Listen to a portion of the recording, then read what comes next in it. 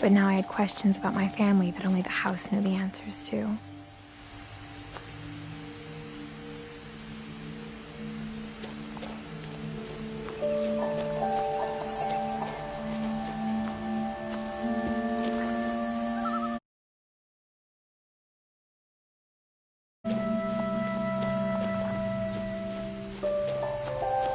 The house was exactly like I remembered it, the way I'd been dreaming about it.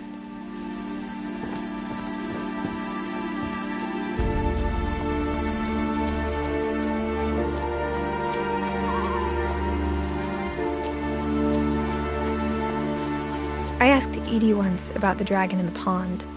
She said it had killed her husband.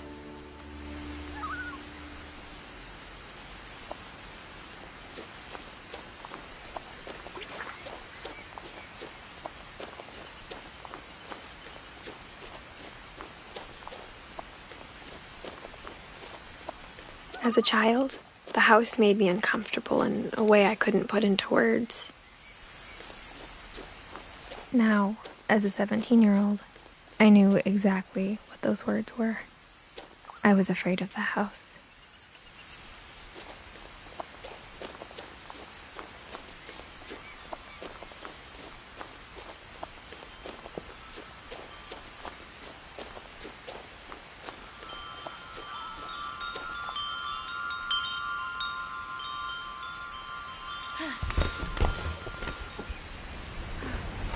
Crawling through the doggy door used to be a lot easier when I was 11.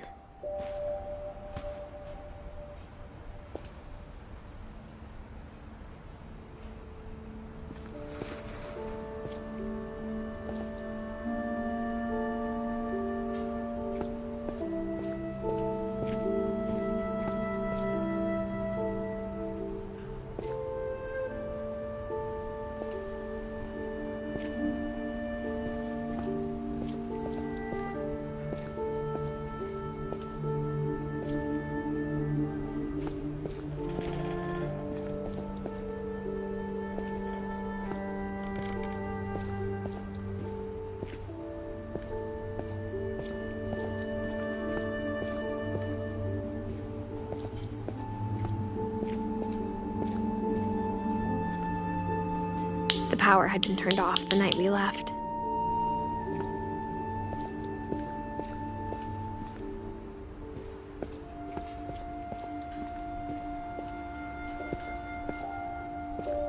For the first time in years,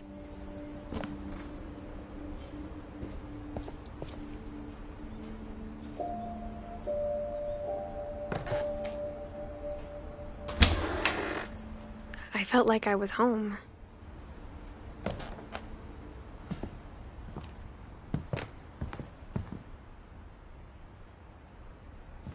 But instead of a family, there were just memories of one.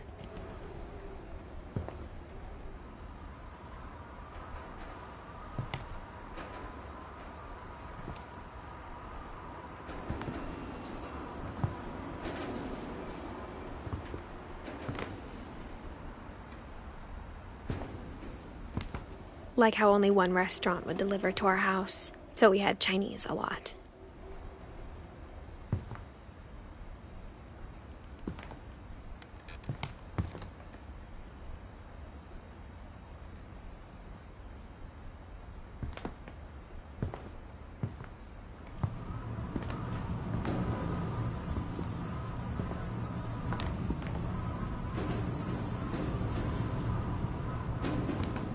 Or how after Louis started working at the cannery, we all got sick of eating salmon. Except our cat, Molly.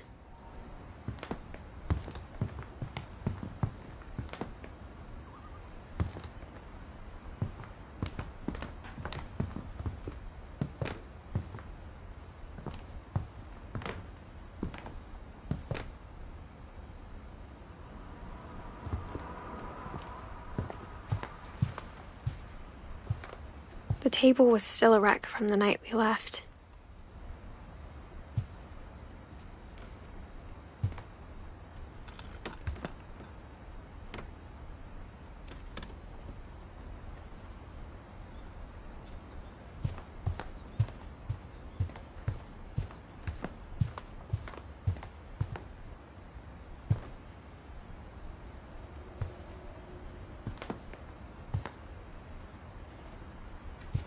It was like a bomb had gone off, killing everyone but sparing the furniture.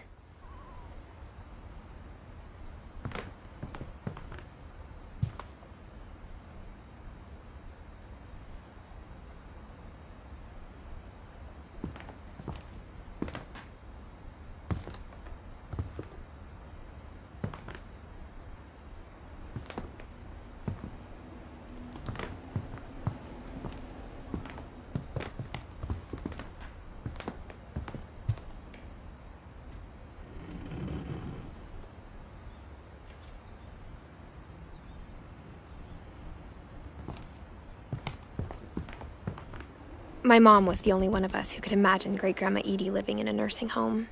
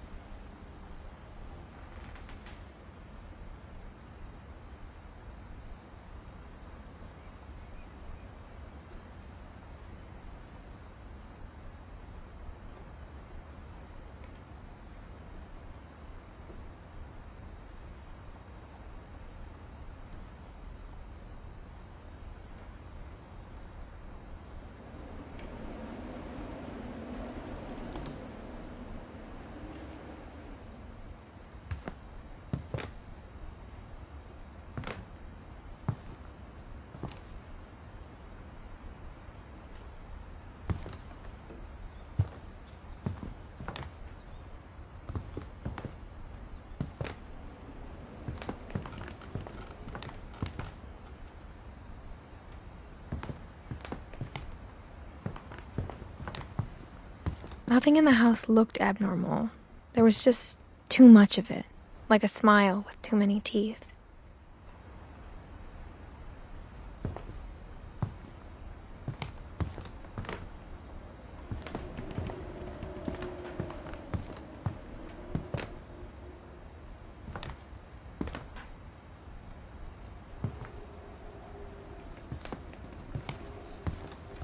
Even the fireplace had a story.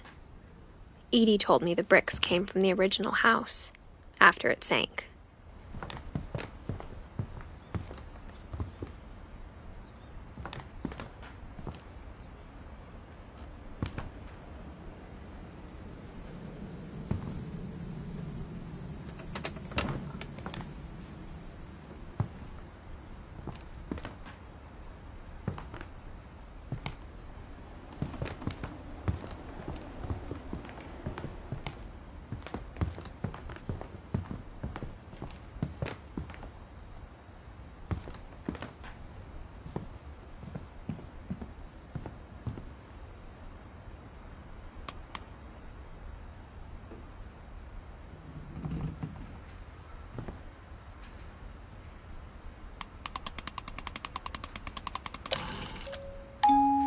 Great-Grandpa Sven built a music box for Barbara, along with the rest of the house.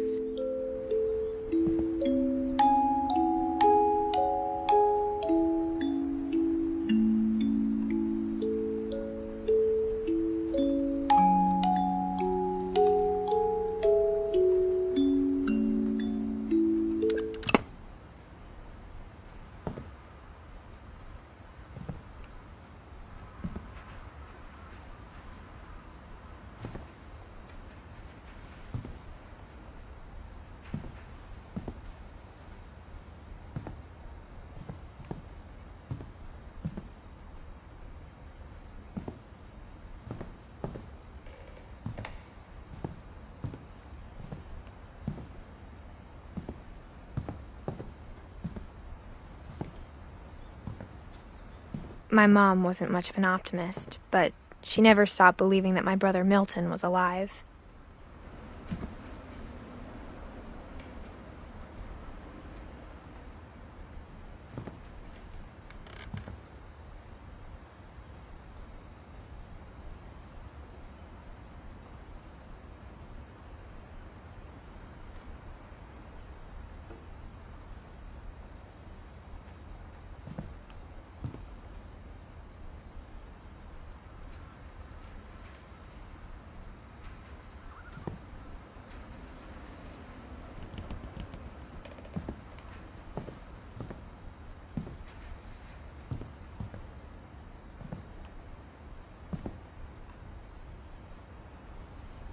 A lot of things got left behind in the whirlwind of that last night.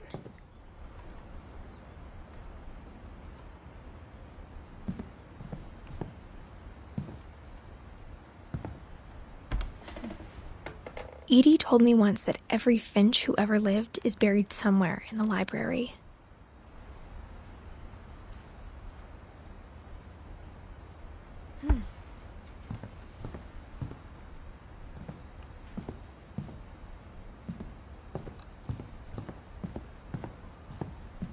Mom always told me to stay out of the basement, so I wasn't too surprised when the key didn't fit.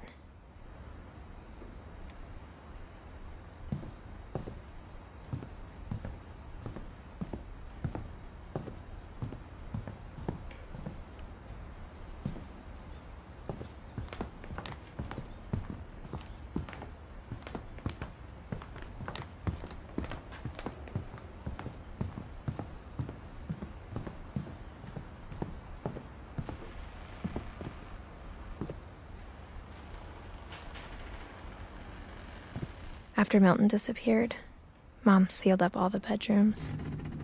Then Edie retaliated and drilled peepholes.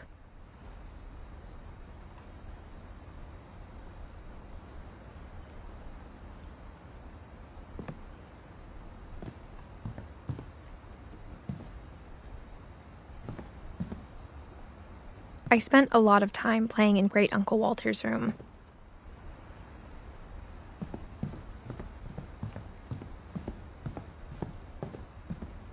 Lewis told me there were secret passages, but I never believed him.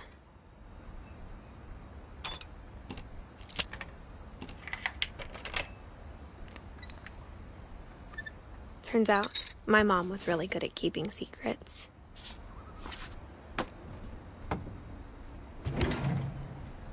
Now it was time to find out what my mom had been afraid of.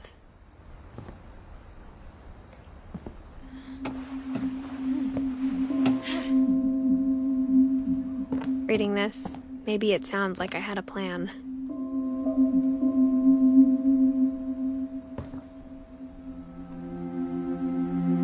From the paintings on the wall, it was clear my brother Milton had been here before me.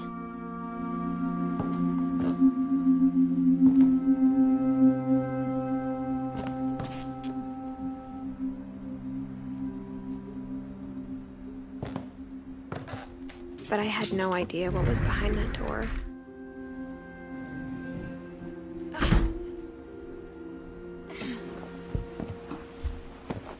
Just like I had no idea where all this was gonna lead.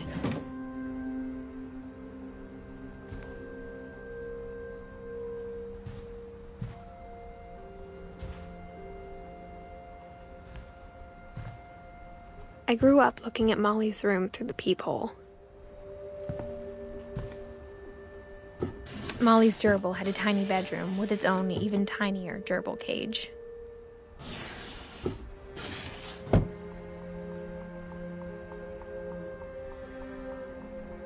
Being inside for the first time, I felt like I'd stepped behind a painting.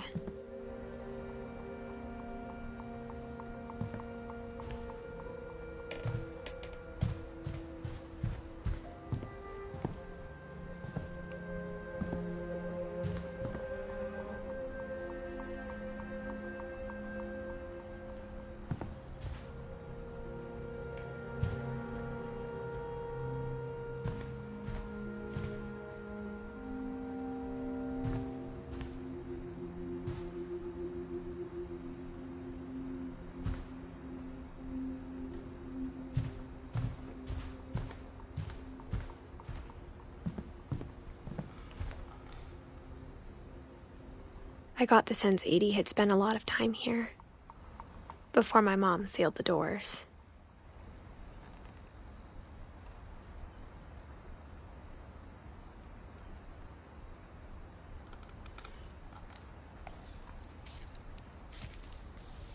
December 13th, 1947. Dear Diary, I'll be gone soon, but I wanted to tell somebody about what's gonna happen. It started when Mom sent me to bed without dinner. I woke up and I was starving, so I looked around for something to eat. The gerbil food was dry, but I didn't mind it.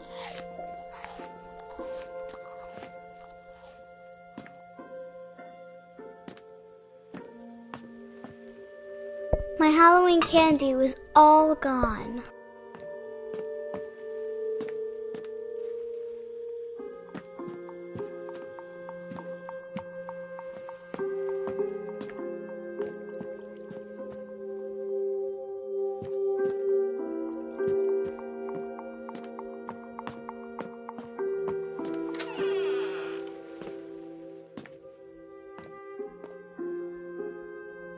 I kept eating and eating.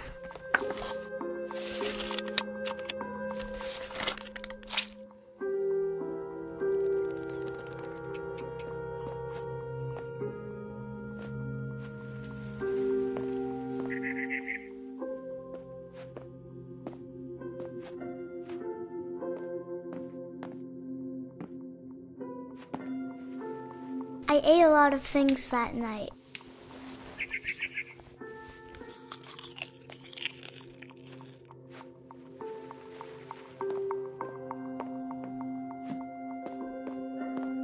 Then I heard chirping outside my window.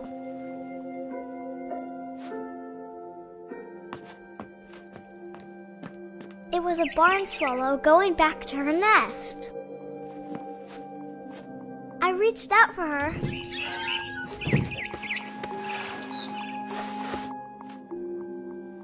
And suddenly, I was a cat.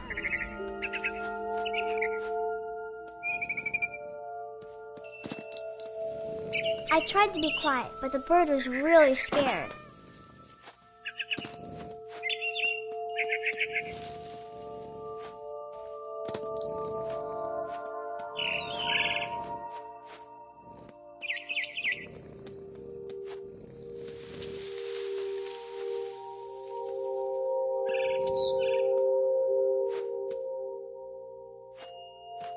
Mom and Dad didn't even look at me.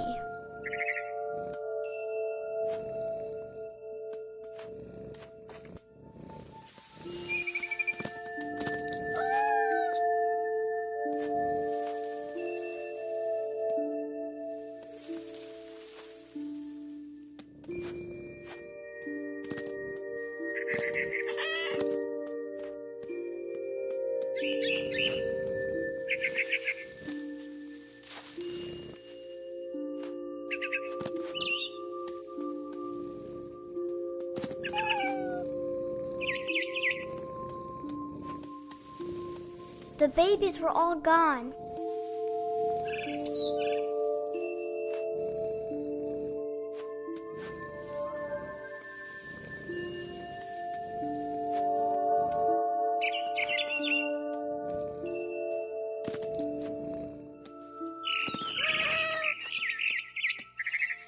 I jumped and I almost got her.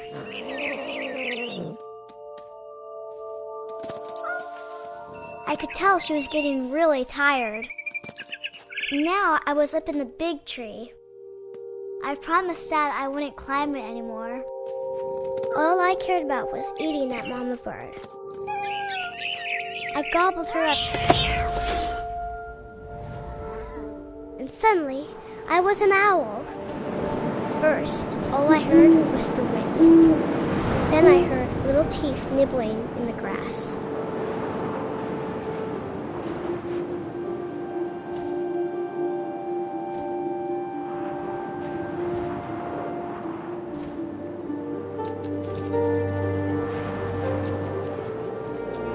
Rabbits.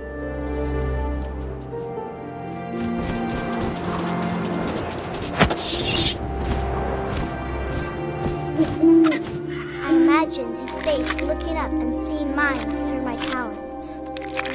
I swallowed him up, and I didn't chew one bit. Then I flew off to find something bigger.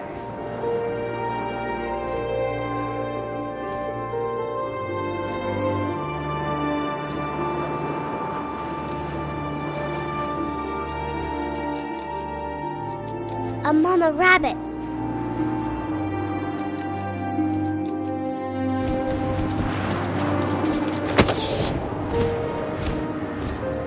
She was almost too big to carry. I started choking, but I couldn't stop eating. And suddenly, I was a shark.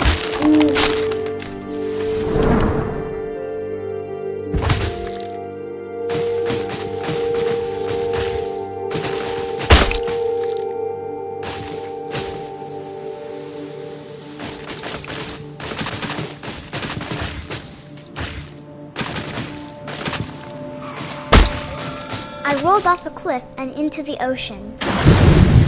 Now, I was hungrier than ever.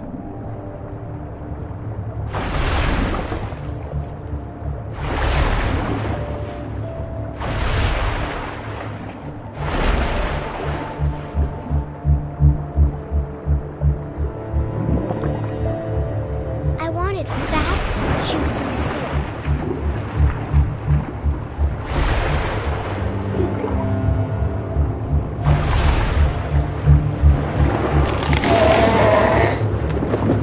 Off her flipper, and it tasted really good.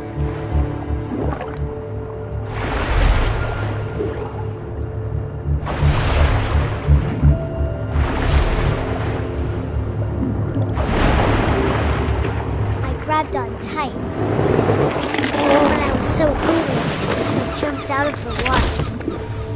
When I opened my eyes, everything had changed.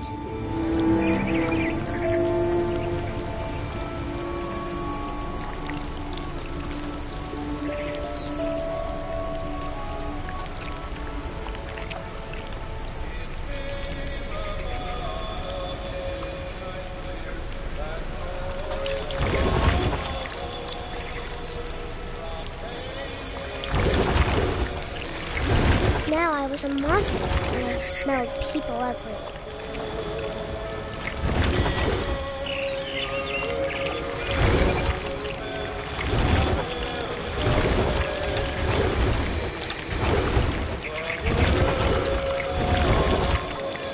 I was big, but I moved real quiet. Yeah! Ah!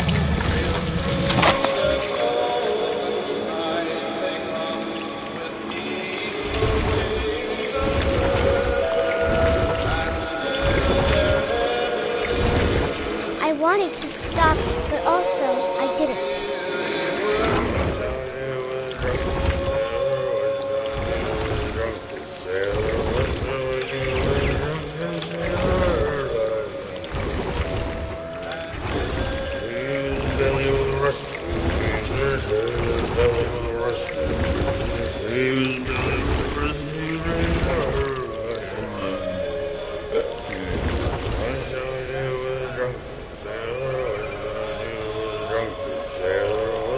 After the last passenger, I was still hungry. And to cross the water, I smelled something new. Something I had to have, so I swam towards it.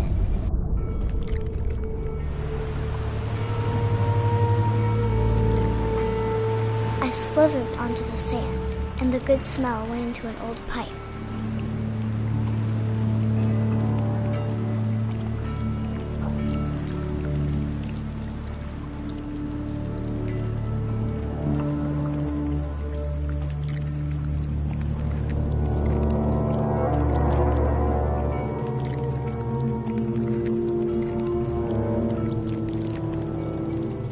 I got closer and closer.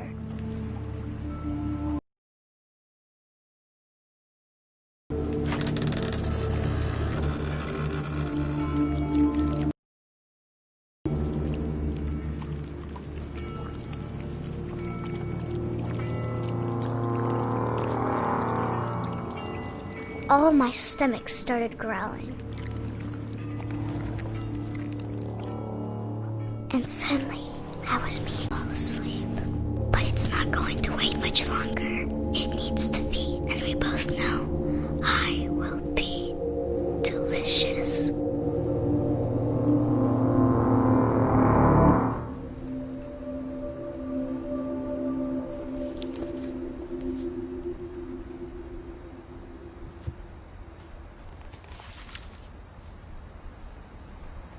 I'm not sure if I believed all of that, but I'm sure Edie would have.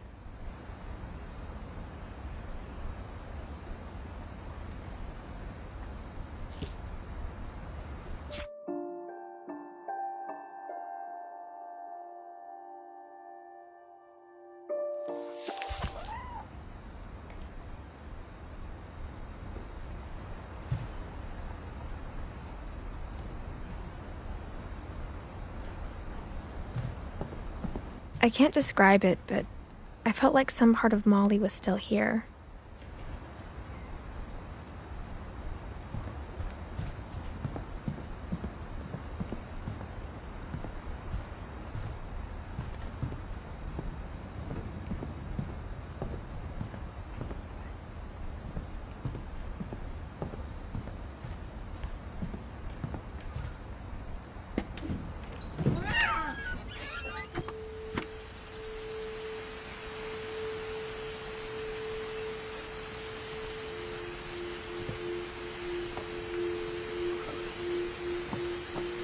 This will be obvious later, but my mom never told me any of these stories.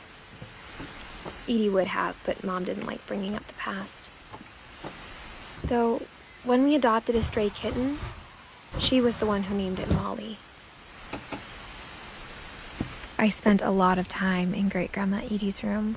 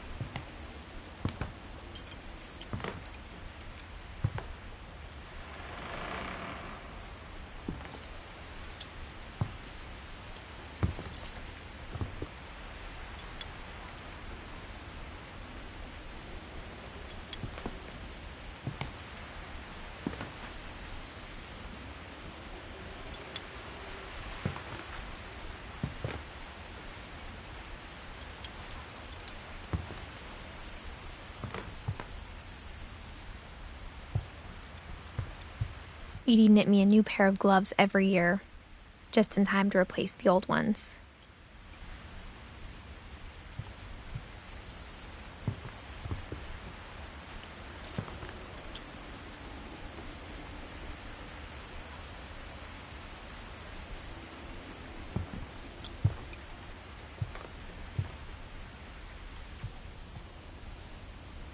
Louis died a week before we left, but Edie had already started to memorialize him.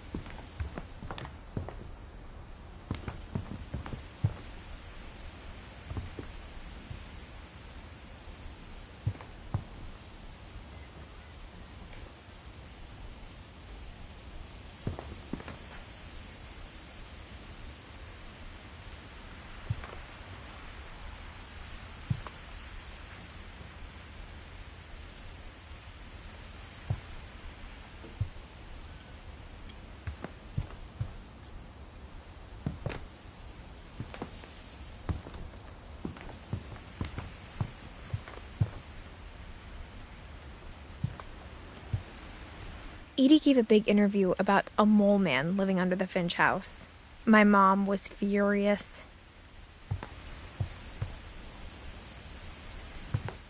I hadn't thought of myself as Edith Jr. for a long, long time.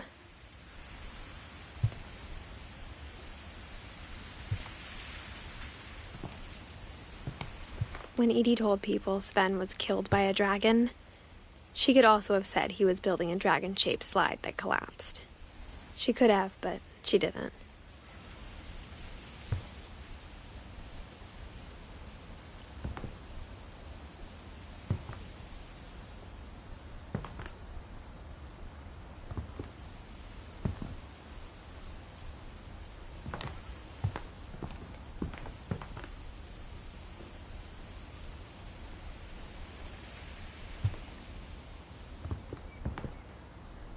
Even in her 90s, sometimes Edie seemed a lot younger than my mother.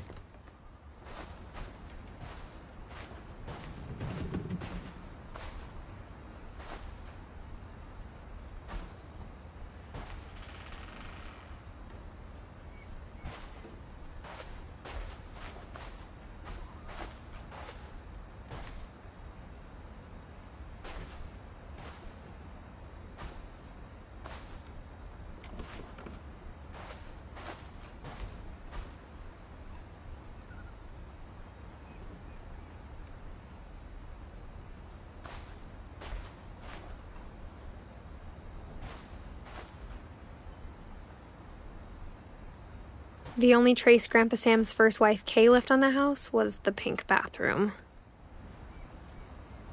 It was a pretty big trace.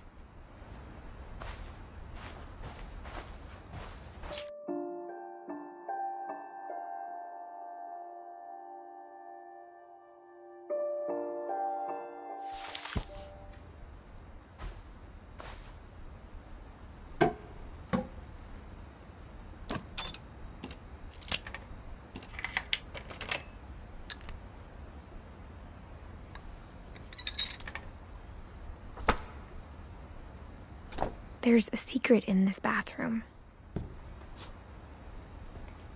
It's in the last place you would look.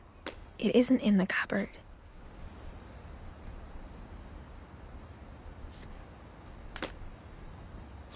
It's hidden in this book.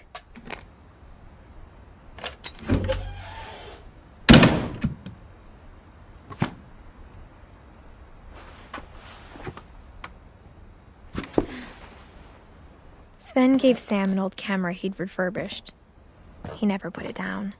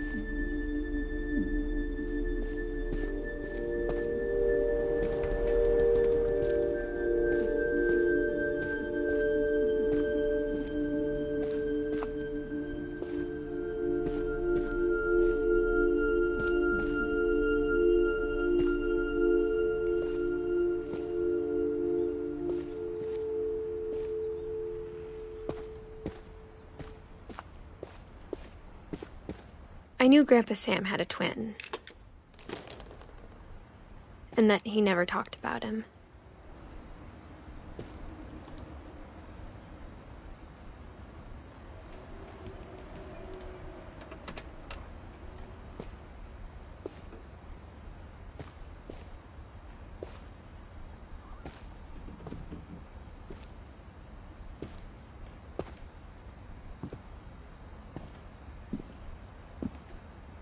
I guess my grandpa didn't like history any more than my mom did.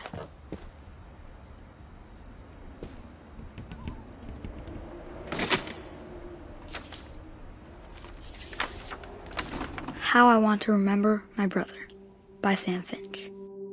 The thing I remember is that when he made up his mind, that was it.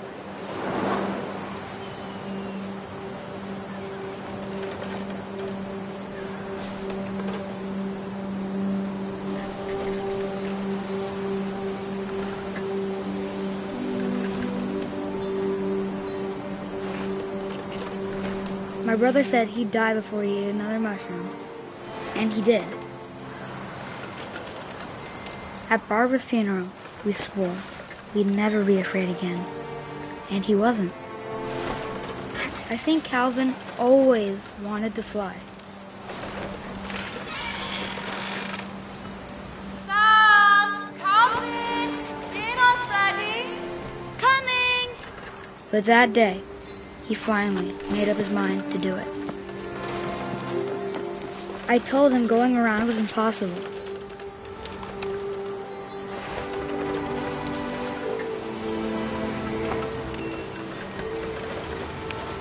Maybe if I hadn't said that.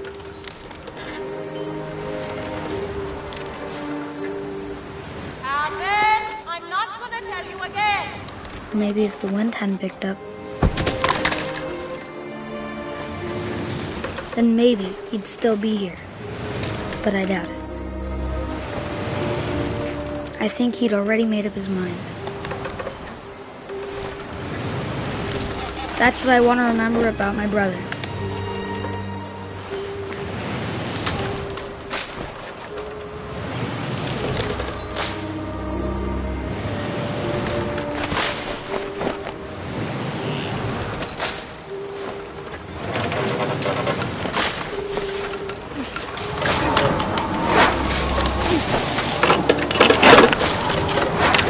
The day he made up his mind to fly.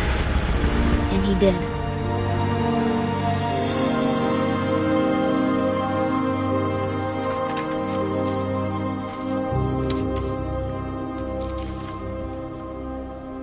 Calvin's story felt strangely familiar. When I was younger, I remember trying to do the exact same thing.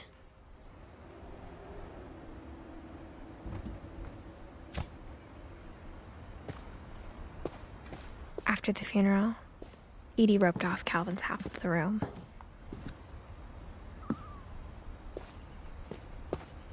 Mom said Grandpa Sam enlisted at 18 and never set foot in the room again.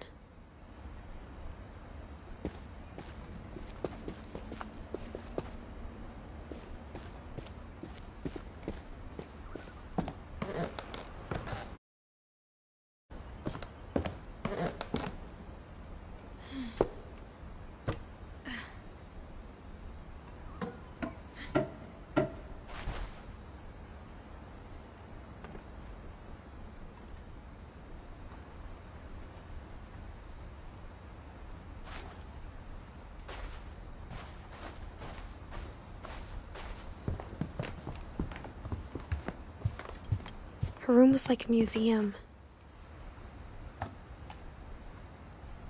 For 500 years, the Finches have been famous throughout Norway for their fortune and misfortune.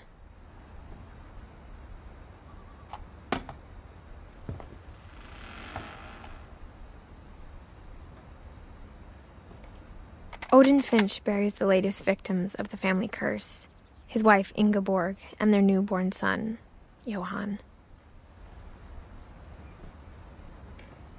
On January 7th, 1937, he set sail with his family and his house, hoping to leave the curse behind. But 40-foot waves off the coast of Washington send the house and Odin to the bottom of the sea. Odin's daughter Edie, with husband Sven and baby Molly, step ashore on their new home, Orcas Island.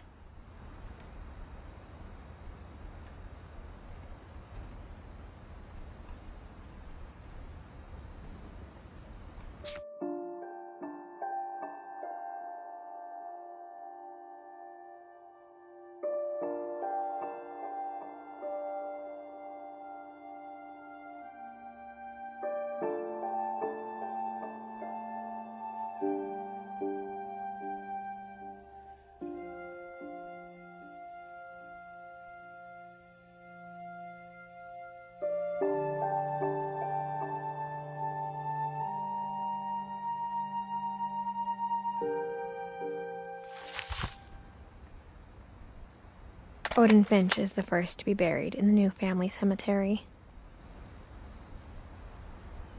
His daughter Edie is already dreaming of a new Finch house.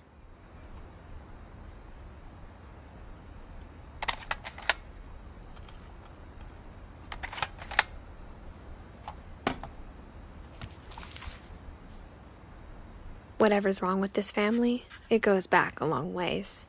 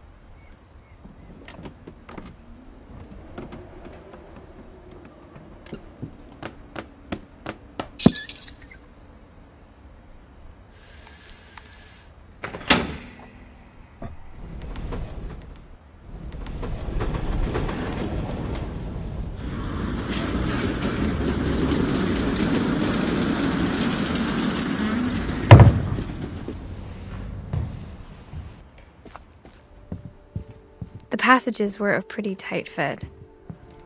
They'd obviously been built for smaller hands and bellies.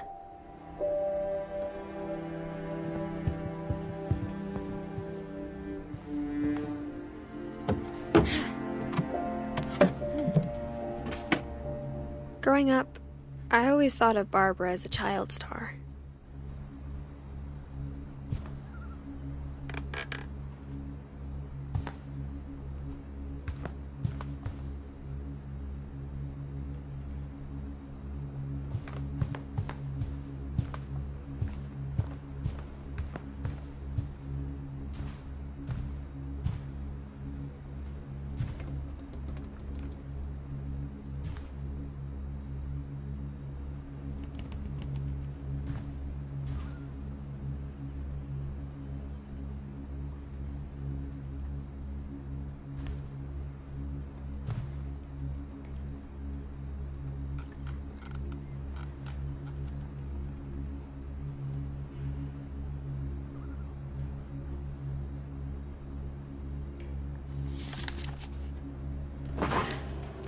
Of all the stories people wrote about Barbara's death, I'm surprised Edie saved this one.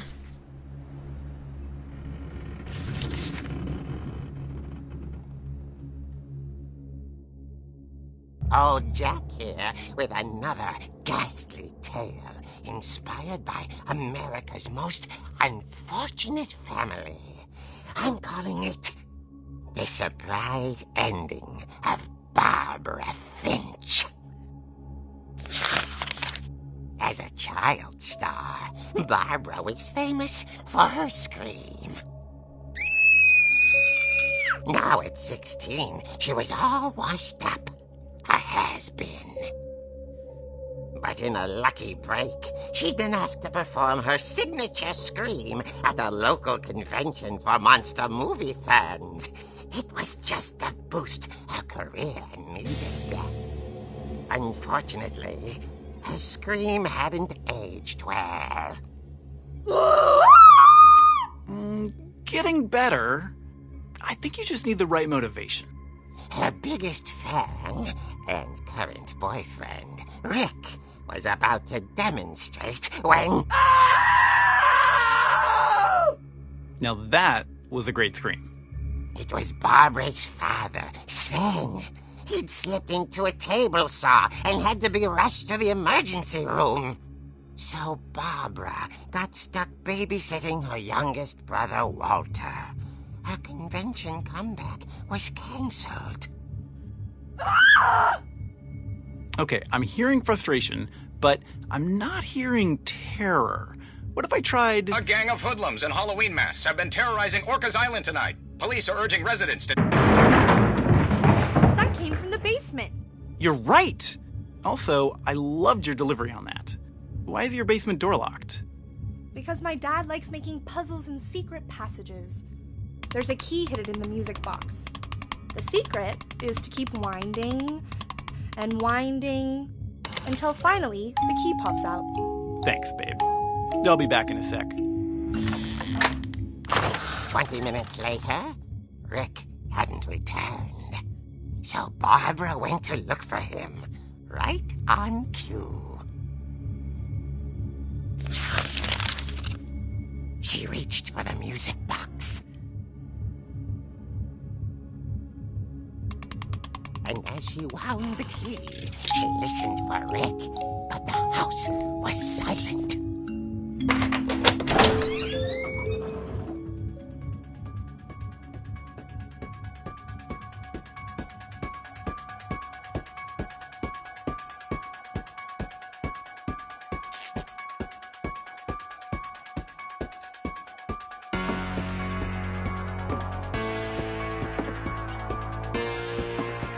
She found Rick's crutch and imagined the worst.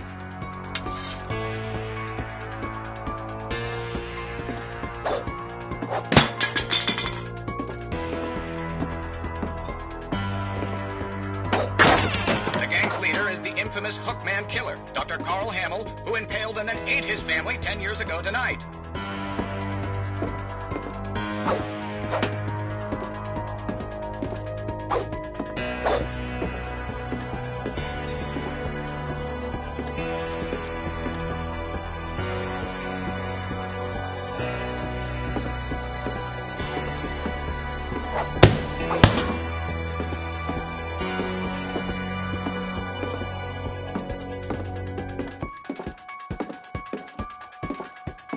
old fridge rattled and grew still.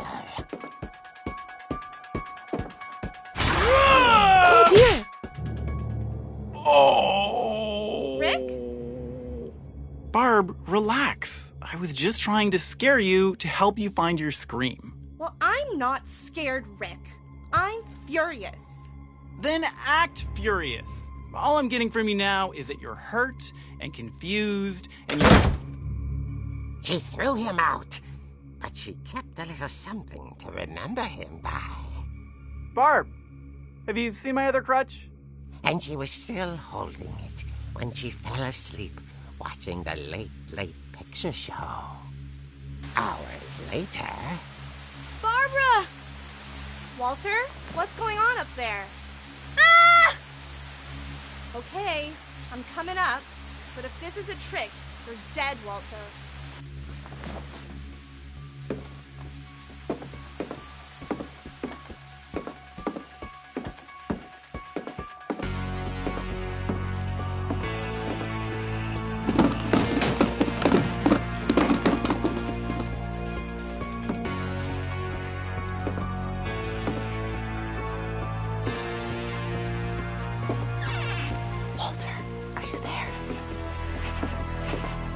Walter had vanished, but his bedside radio was still on.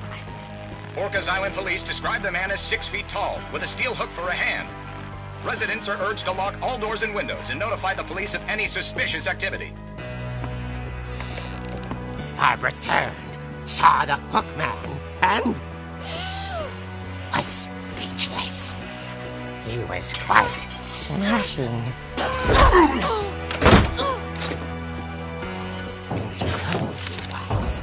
He couldn't get enough of Barbara. Okay, Barbara, there's gotta be another way out of here.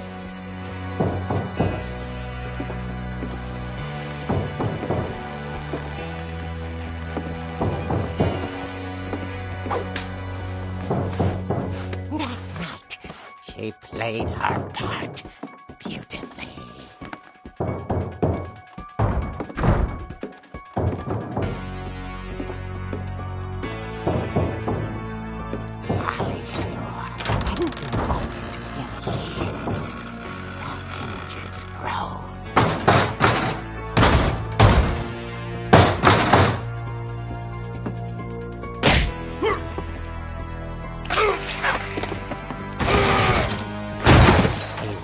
Moving, but she sensed the story might not be over yet.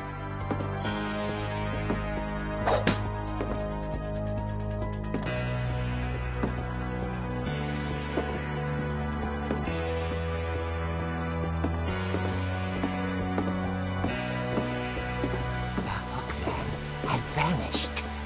She listened for his breathing, but all she heard was...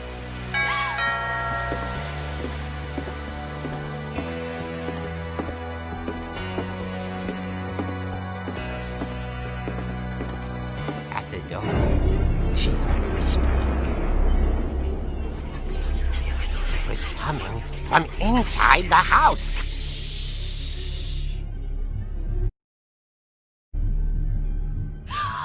Oh dear. Surprise! Bravo, Barbara! You were wonderful! The monsters had come to surprise her. For Barbara, it was a dream come true.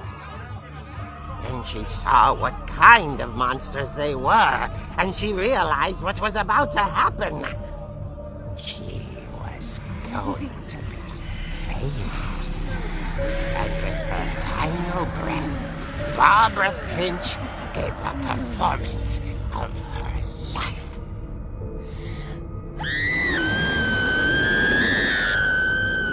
I wasn't there myself, but I hear Barbara was magnificent. Poor girl. She had a taste for stardom. But unfortunately, so did her fans. Of course, the police blamed it all on poor Rick, who disappeared the same night. And little Walter?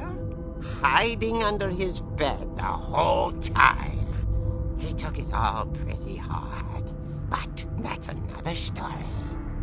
As for Barbara, tucked inside the music box is all they ever found of her. Her ear. Now that's what I call a real eerie tale.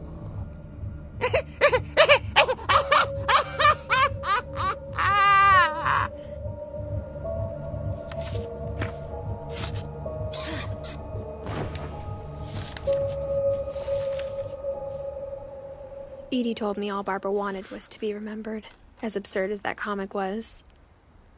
Maybe what Edie saw was a happy ending.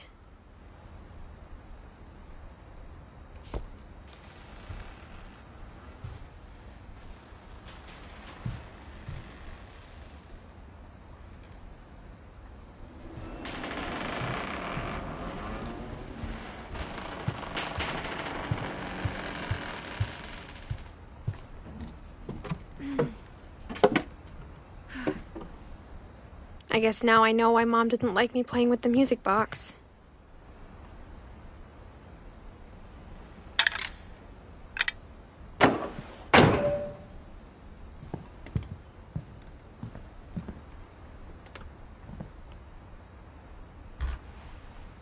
Barbara was a child star for 2 years, until America grew out of it.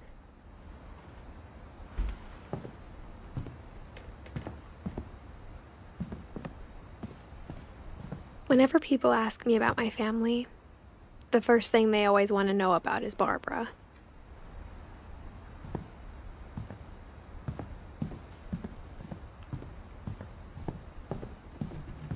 It's funny. All those times I played with the music box and never found the basement key. Every house had peepholes and sealed rooms you weren't allowed inside of. My Grandpa Sam spent 7 years sharing a room with his dead brother, Calvin.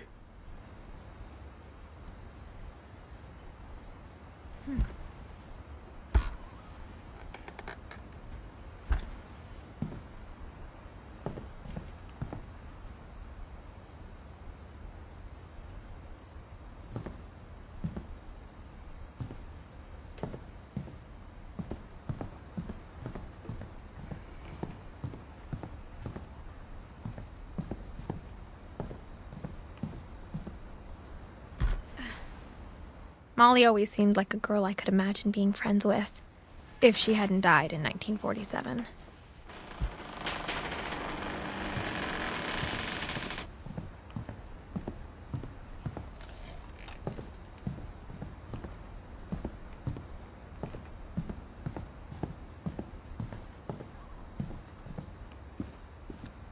Mom must have locked the third-floor stairs on the night we left.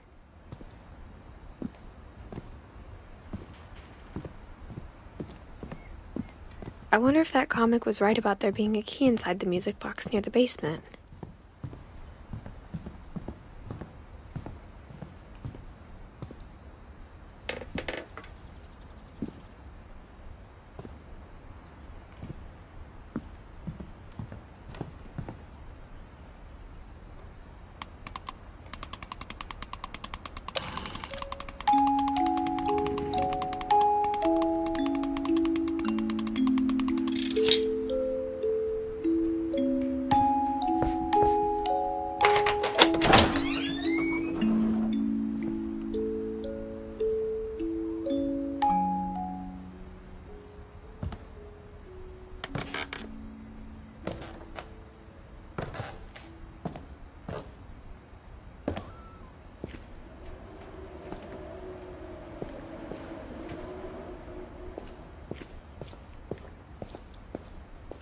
Mom said the basement was off limits, unless I wanted another tetanus shot.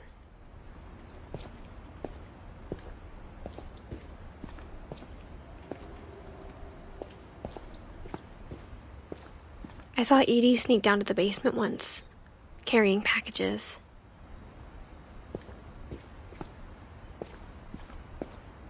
I thought maybe she was hiding presents.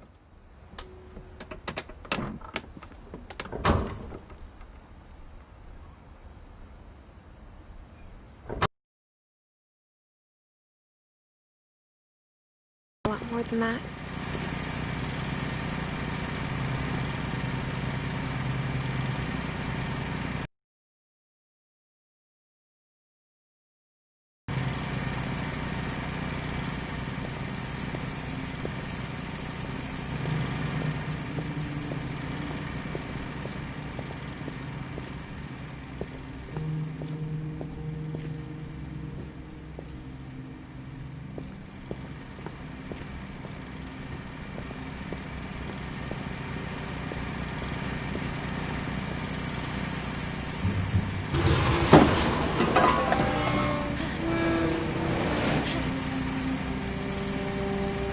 I remember asking Mom once about where Walter had gone.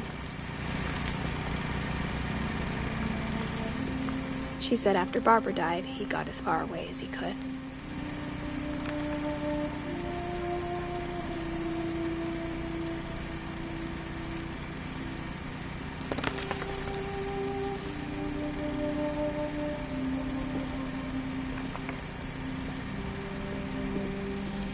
If there's a pattern in all these stories,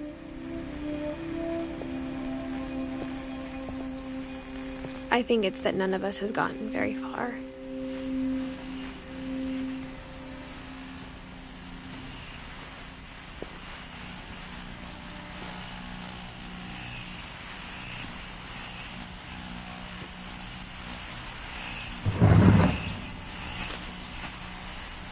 Goodbye, everyone.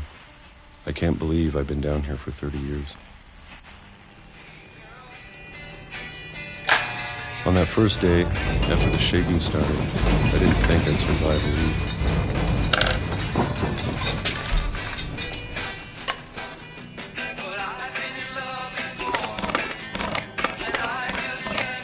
But after a few days, I settled into a routine.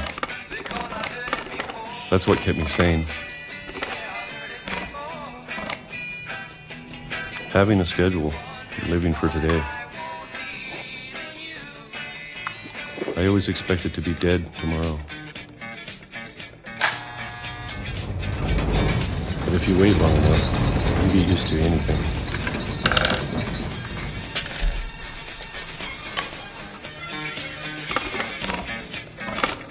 Even a monster on the other side of the door starts to feel normal. Almost friendly.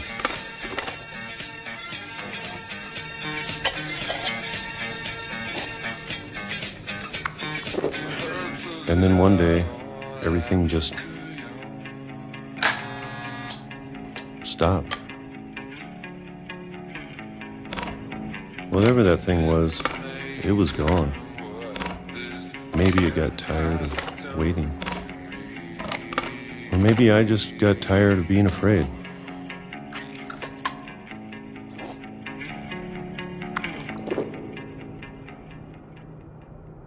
It's been a week now. The longest in 30 years. I'm done waiting. I have to leave while I still can.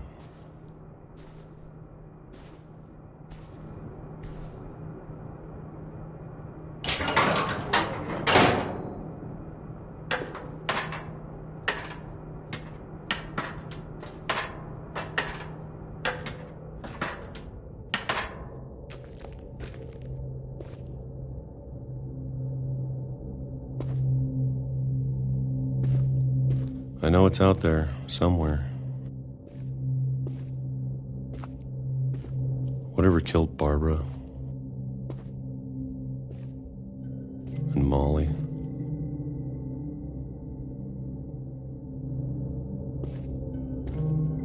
and Calvin.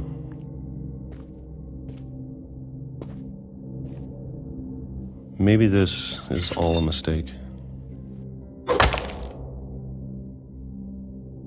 But I need to stop living the same day, even if it kills me.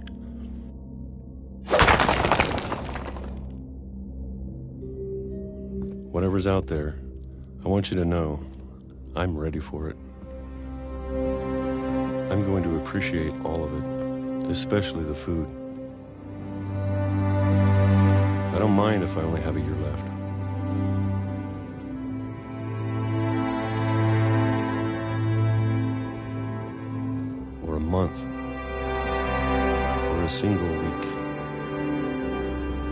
I'd be happy with one new day. I can already imagine the sun on my face.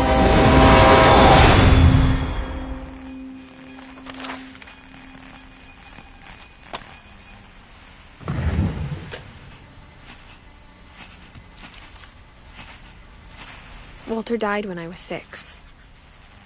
I can't believe my mom never told me he was down here.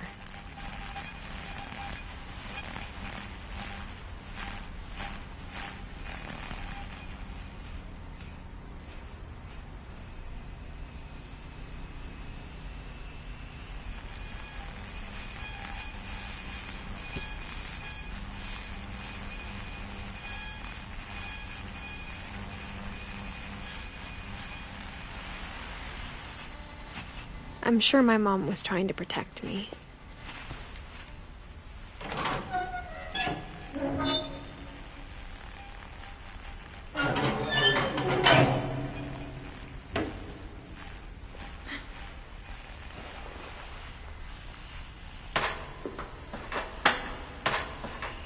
Maybe she was afraid I'd end up like Walter. But if she never told me about an uncle under the house, I can only imagine what else she was hiding. I don't want to make the same mistakes she made.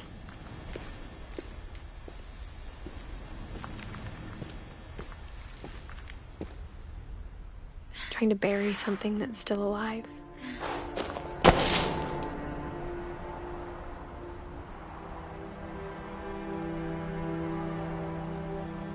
Now that there's only one of us left, or maybe 2,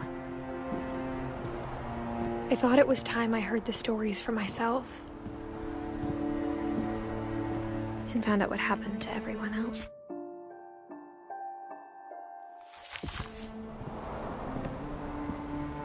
But now I'm worried the stories themselves might be the problem. Maybe we believed so much in a family curse, we made it real.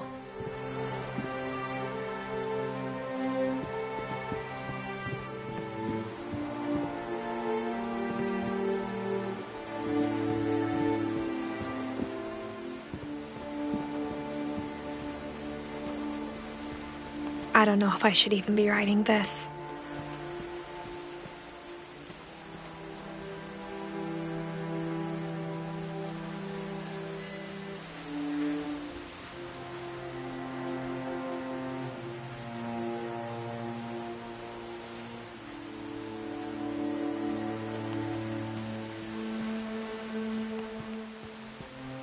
Maybe it'd be better if all this just died with me.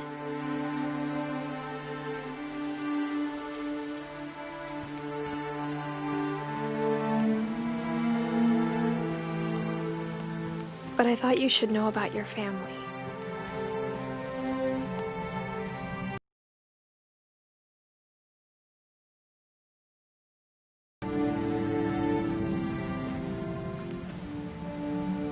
And the history you're a part of.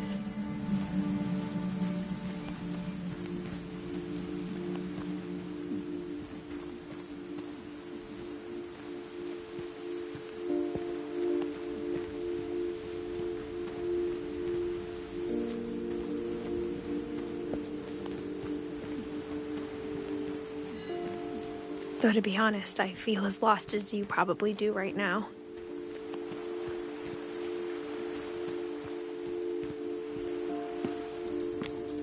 I think the people in these stories believed them, for what that's worth.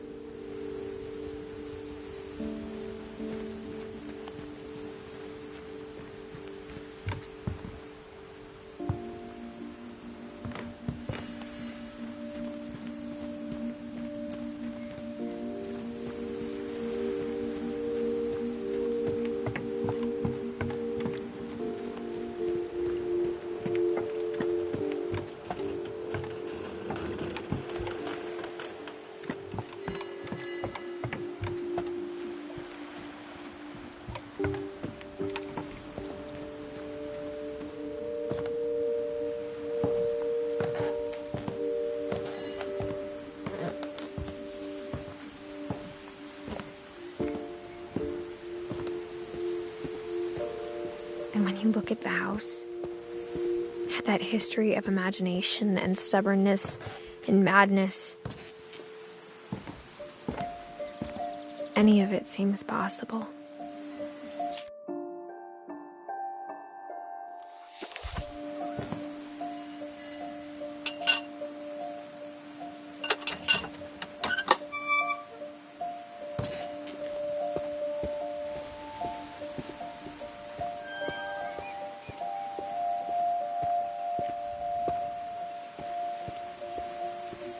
I think we've been surrounded by death for so long, we've just gotten used to it. What kind of family finishes building a cemetery before starting the house?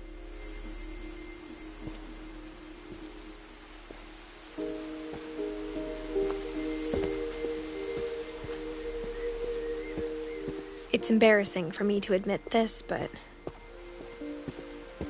the pet cemetery made me more uncomfortable than the human one.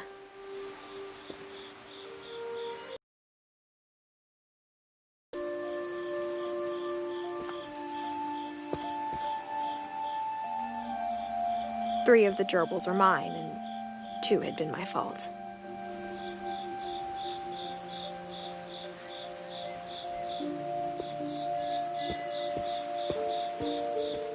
Sven built the house, but it was Edie who designed the cemetery.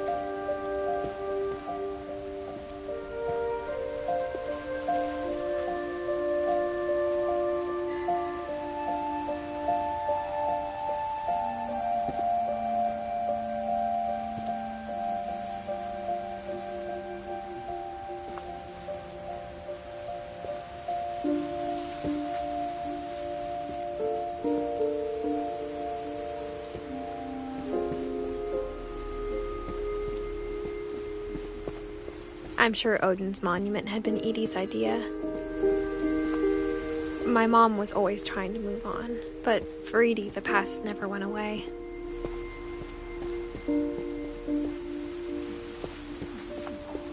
She could see it poking out of the water at low tide.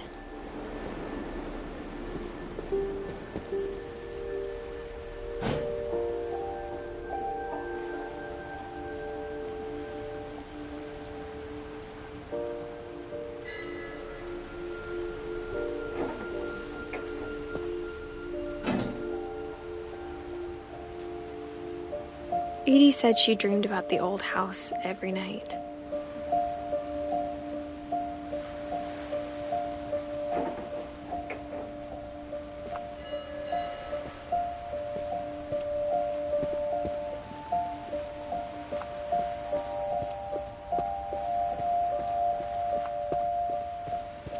Edie's side was always easier for me to understand.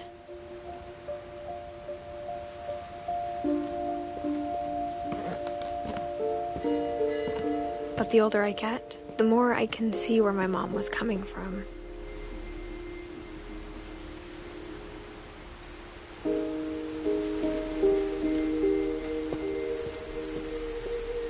Her dad had been pretty strict, but it wasn't enough to save her brothers. She was just trying to do better.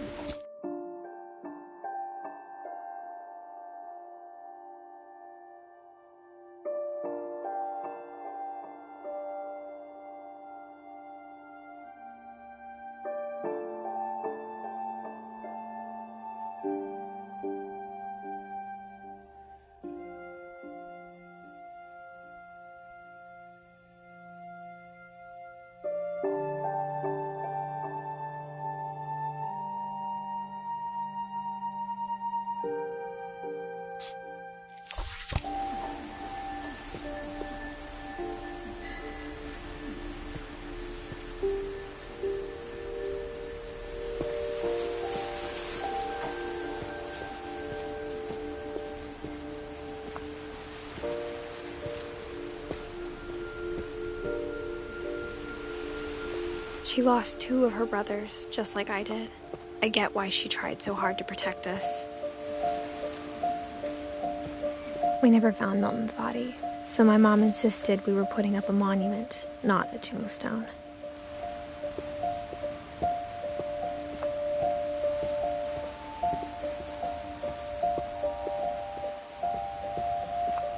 There's so many things I wish I could ask my mom now. Part of me thinks this is what she wanted all along. For me to come back someday and find everything out for myself.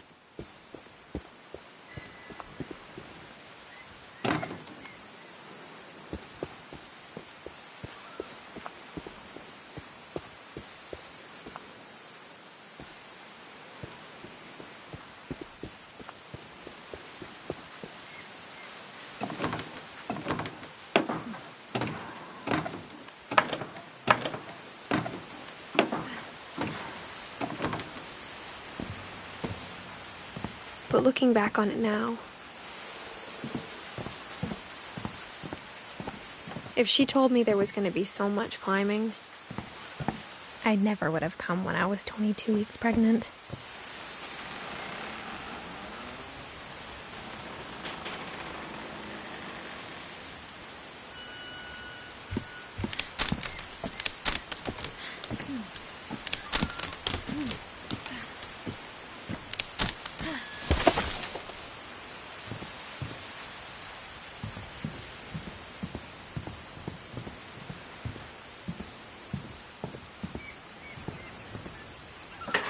I never met Grandpa Sam, but I think he and my mom had a lot in common.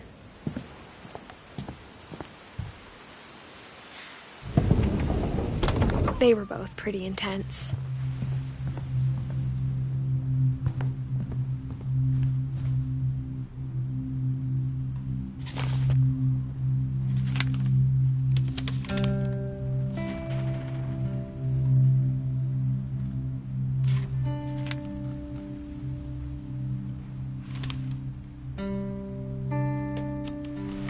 Dawn, I promise, you'll never forget this weekend. Yes, sir. These memories are gonna last a lifetime. Am I gonna have to shoot anything? It's a hunting trip, Dawn. Shooting is strongly encouraged. What?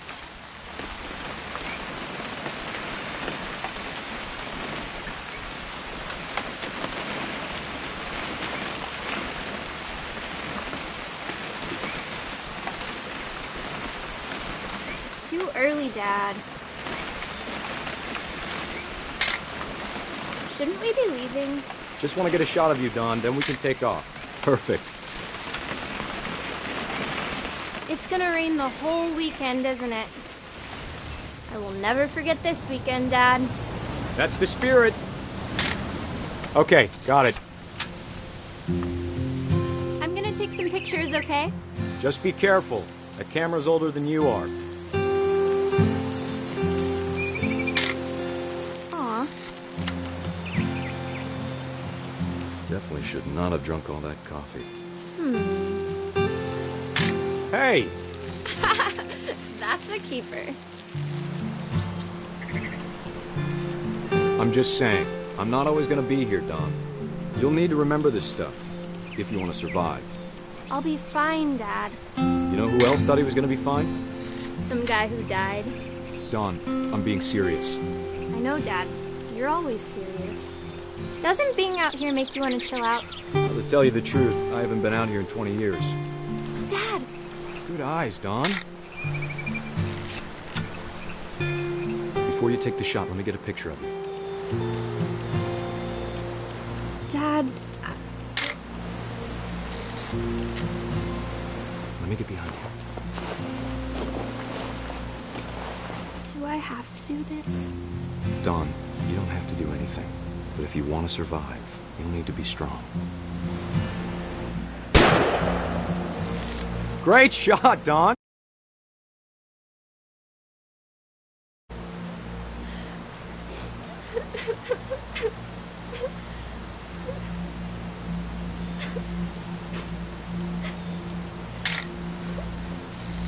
I'm proud of you, Dawn. Always remember that, okay?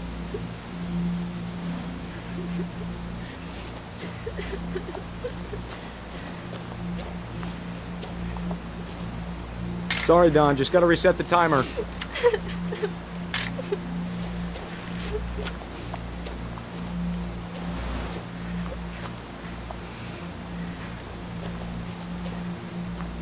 Dad, it's twitching. I think That's it's totally so... normal, Don. Just focus on the camera. Try not to think about... Dad!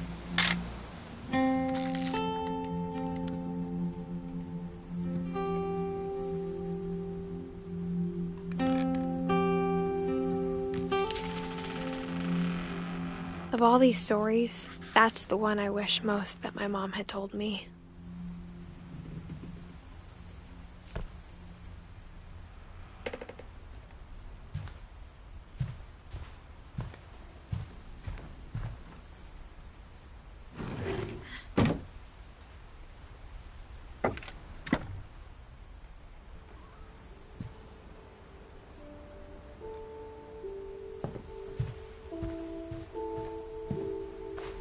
Instead of hiding from death, Sam seemed to go out of his way to meet it.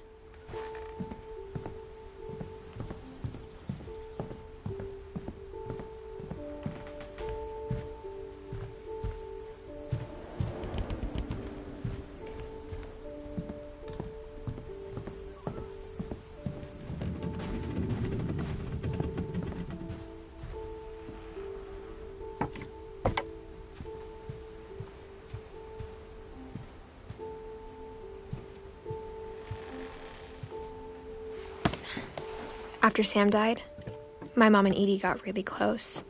They'd both lost a lot.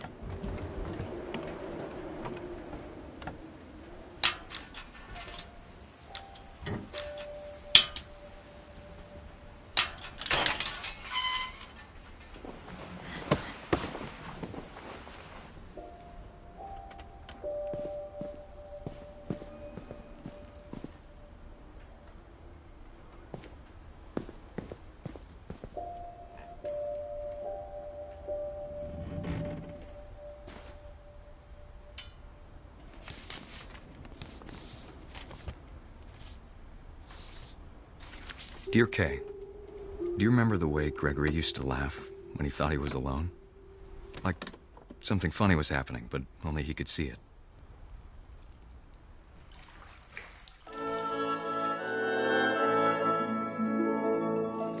I think he saw things the rest of us don't.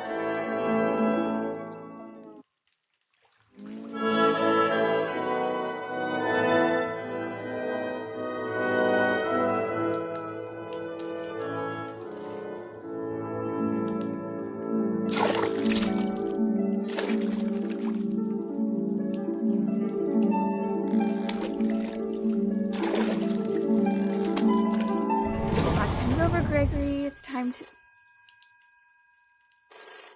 Hold on, sweetie. Hello?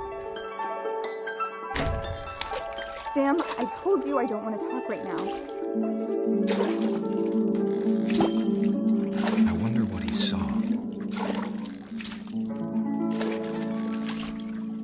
What his world was like.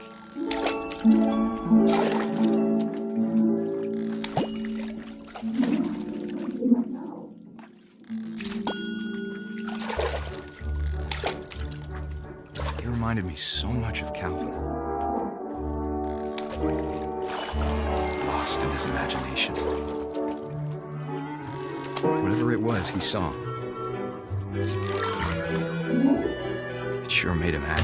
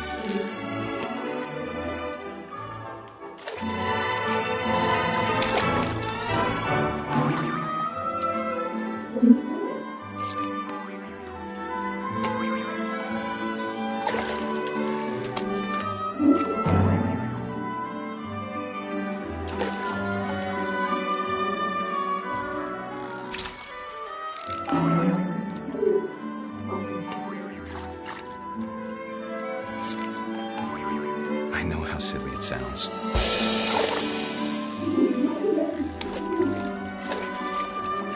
That I worried about a baby being too happy.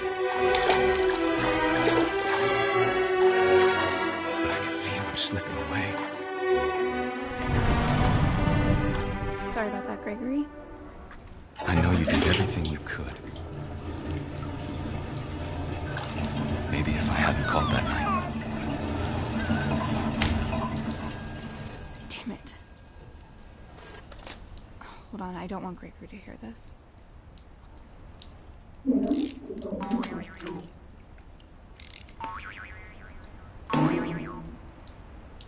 I wish he could have told us about the world he saw.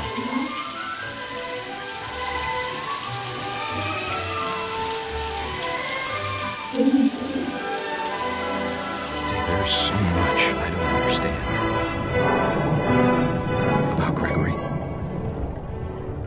about everything.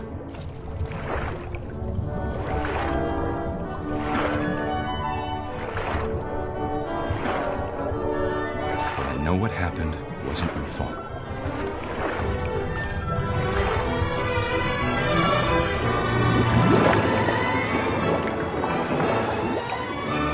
I'm sure he's happy. And he'd want you to be happy too. Good luck, Kay. Love, Sam.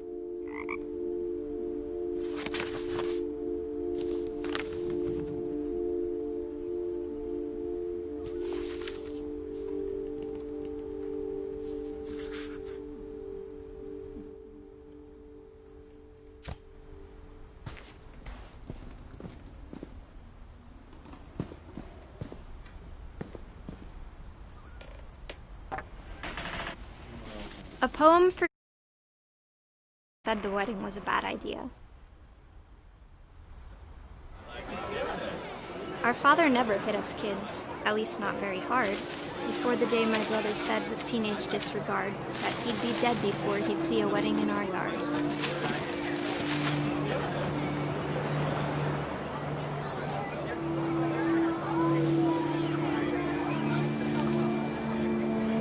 My father made him come, of course, but Gus stood far apart, just flew his kite and bottled up the storm inside his heart.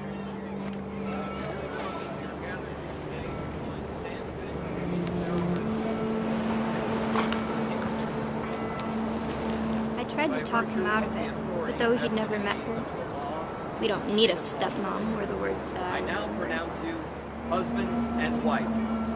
You may kiss the bride.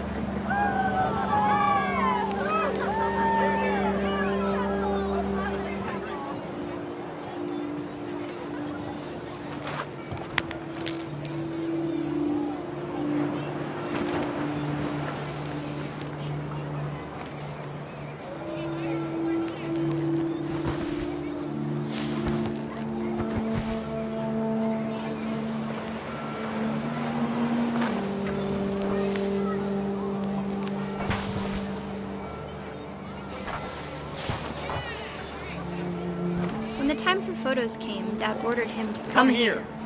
But Gus declined, and as a sign held up his middle finger.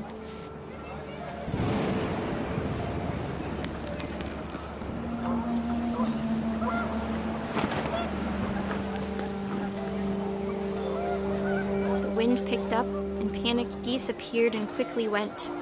But all the humans did that day was go inside the tent.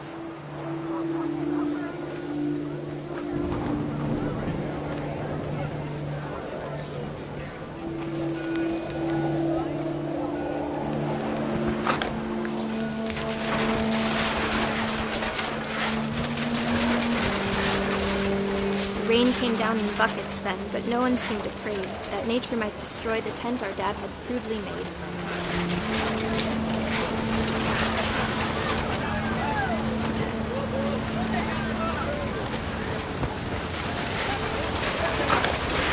The thunder sounded much too close and full of angry power. But all my father said to this was, "Make the music louder."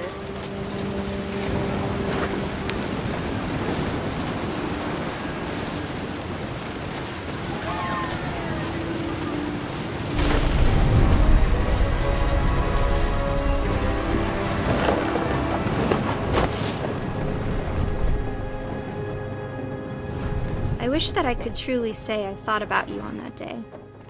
Out there on the beach alone, just you, the wind, the sea, and foam.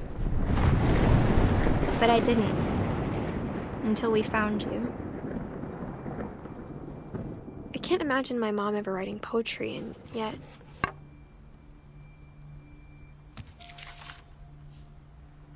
She never talked about him, but Mom told me once if I was a boy...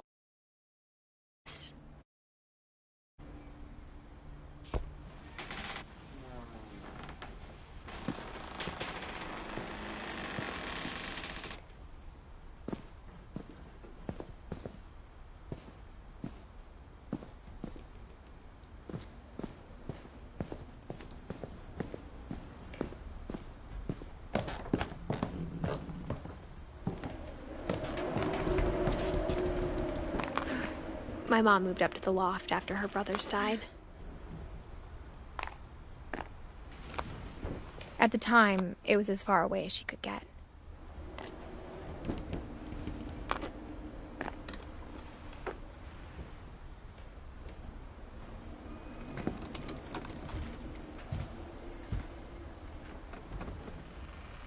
Religion was another thing my mom never talked about, but I think it helped her a lot after her dad died.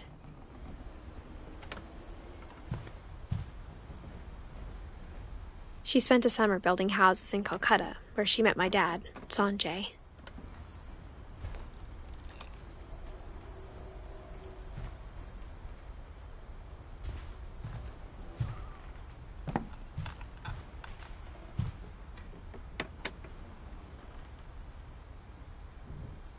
My mom moved to India a week after graduation and got a job teaching English. Louis was born a year later.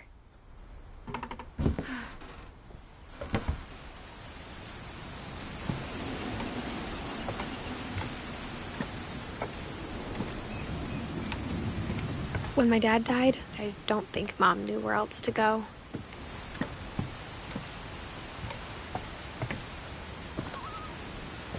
I'm sure Edie was happy to have her back.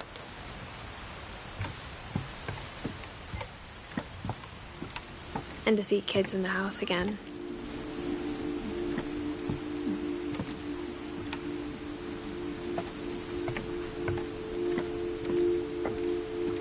The house had to get a little bigger, but Edie was used to that.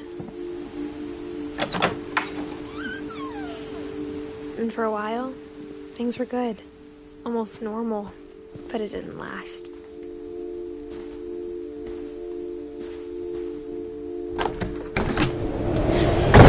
The beginning of the end was Milton's 10th birthday, when Edie gave him a castle.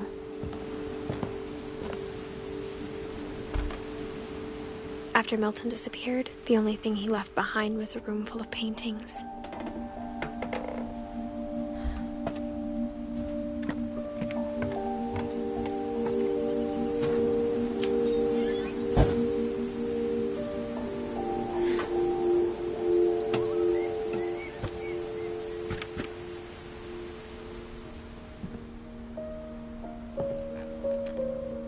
I think Edie was happy to finally have another painter in the family.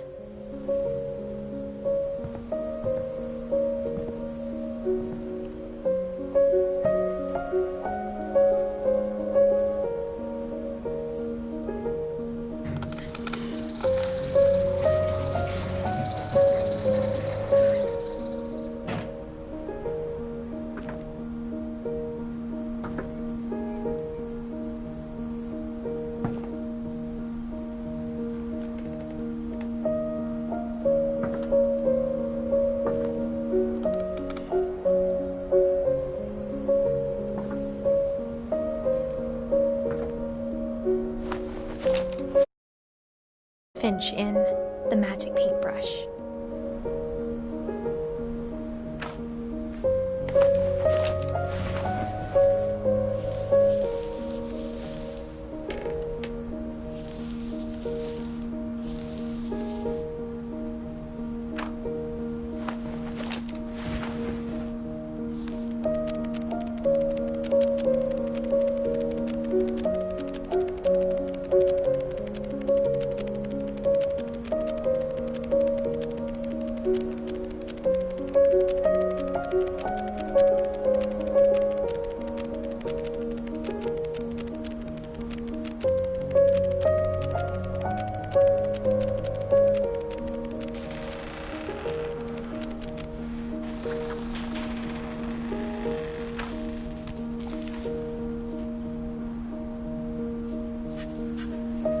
I was 4 when Milton disappeared.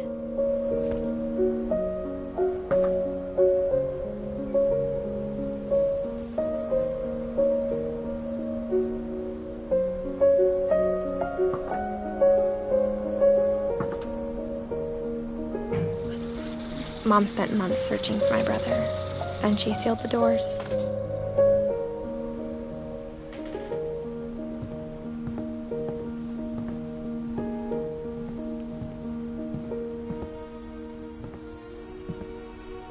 Whatever Milton had found in the house, Mom didn't want it getting out.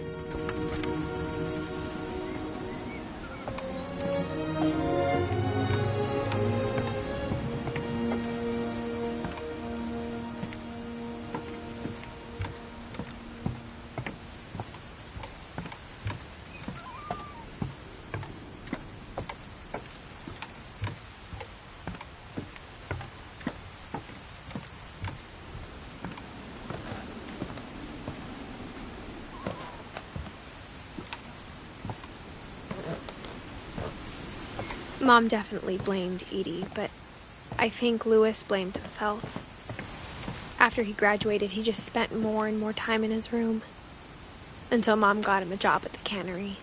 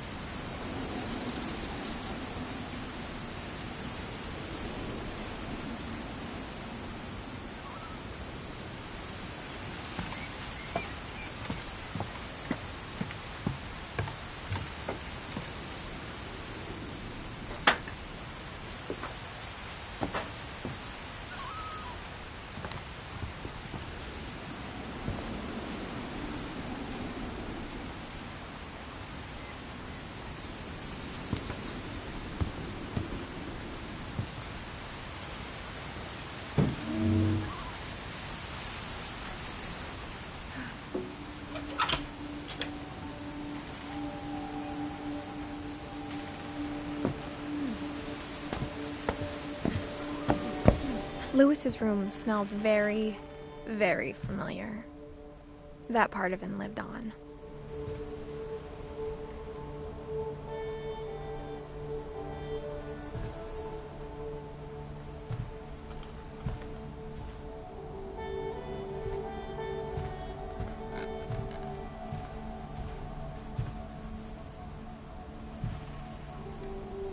Louis and I spent a lot of time playing games together, but he was surprisingly bad at them. He died a lot.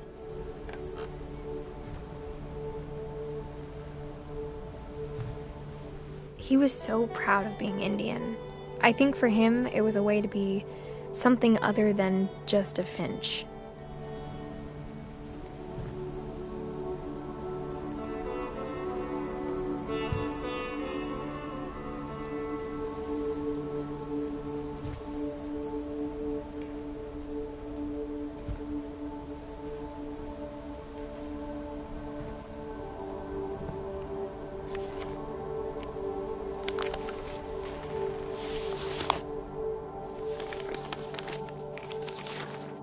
Dear Mrs. Finch, as Lewis's psychiatrist, I can understand your desire for an explanation.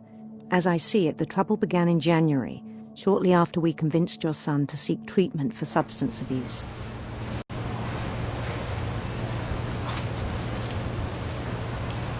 He kept working at the cannery. But he withdrew part of himself. In our sessions, I saw the same behavior. His mind began to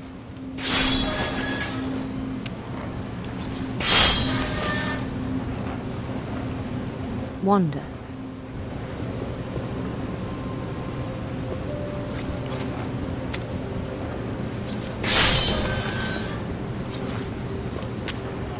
I asked him to describe it. He said he started small.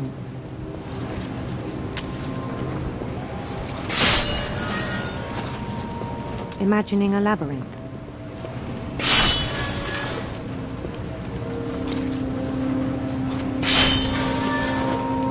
He'd feel his way about.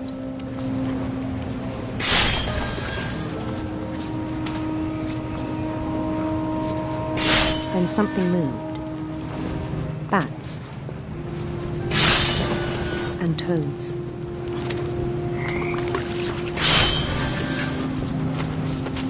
And things that have not names.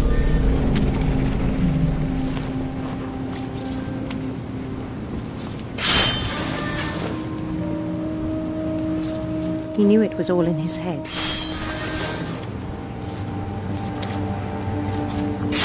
But he took it very seriously.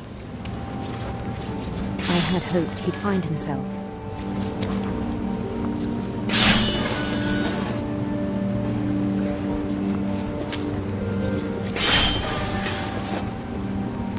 But he found something more. I worried about him then. Daydreaming at the cannery. I spoke with his boss.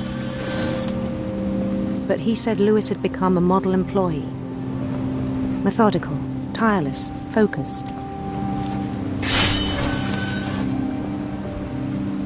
Like a whole new Lewis. So I let him go on.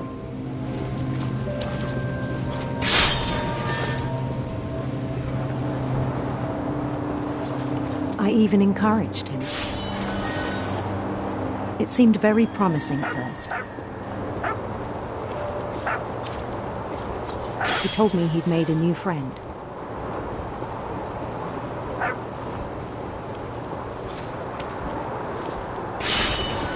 On the edge of a city he named Lewis Topia.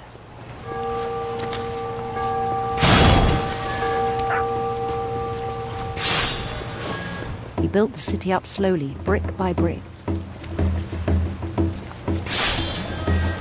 Then he made musicians.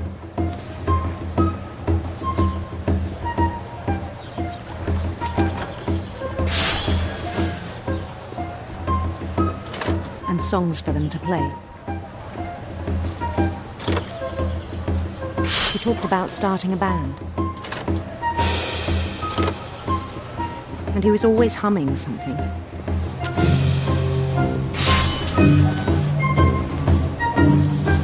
Every day his imagination grew stronger.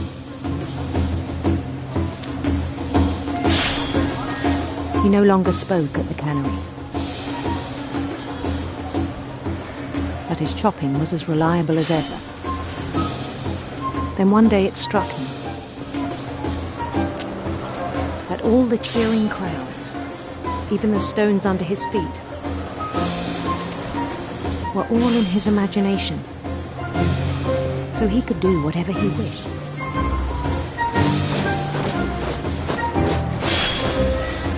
He held an election for mayor. And he won. They begged him to stay, but his mind was already wandering. It became a game for him.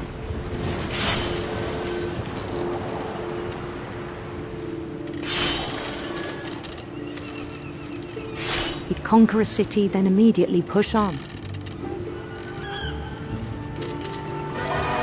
New Louisville.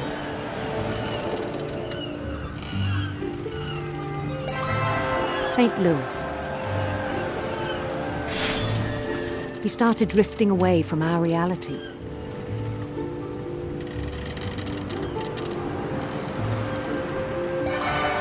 Minneapolis. Until one day he forgot to go home from the cannery. Even as his mother pleaded with him, part of Louis kept sailing on.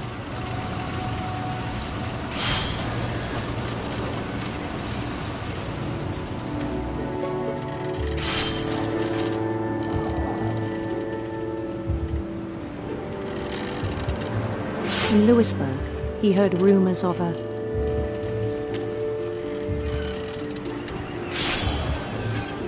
handsome queen.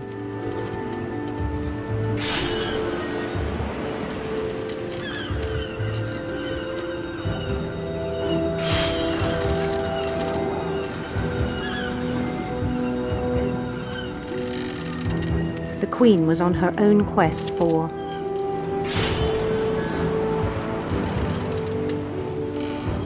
sinister serpents.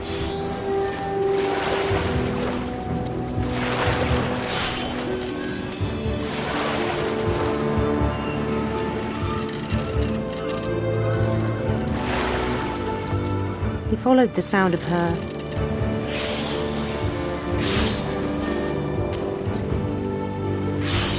silver harp.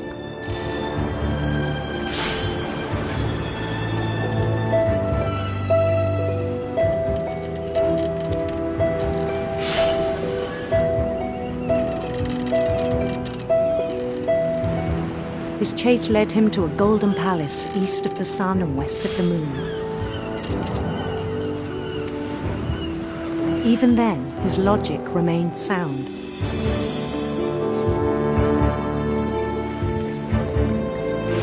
He knew the world was all in his imagination.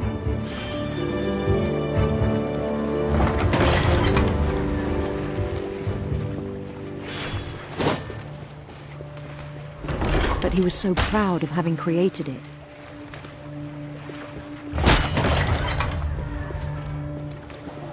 In his own eyes, he'd become something greater than a king.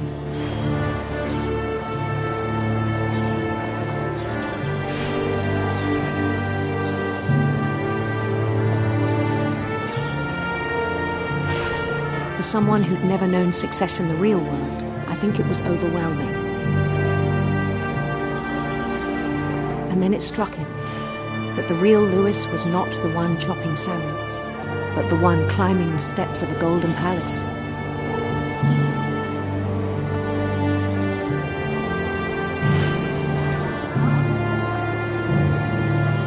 My imagination is as real as my body, he told me.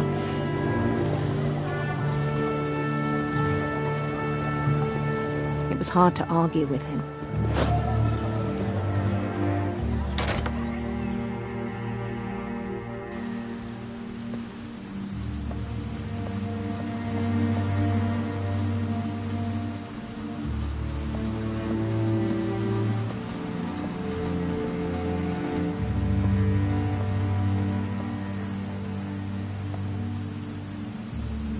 He began to forget the world we know.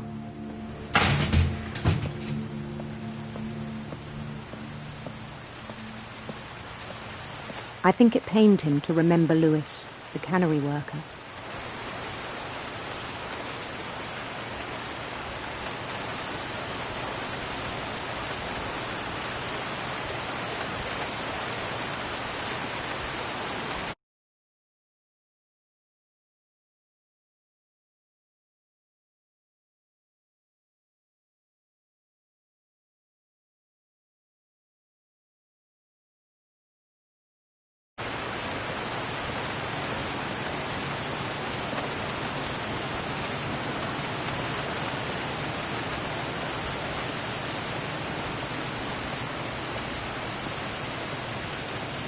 began to despise the man with a royal contempt.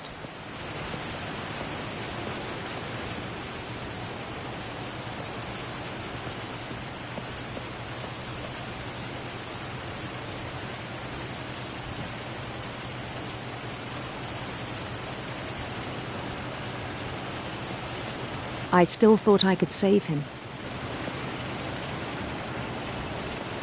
Even after he said he was being crowned king over all the lands of wonder.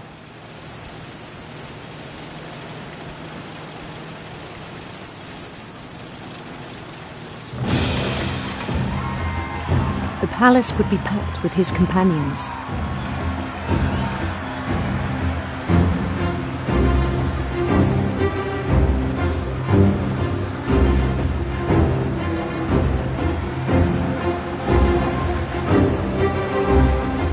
Including the wise Calico who'd insisted on advising him.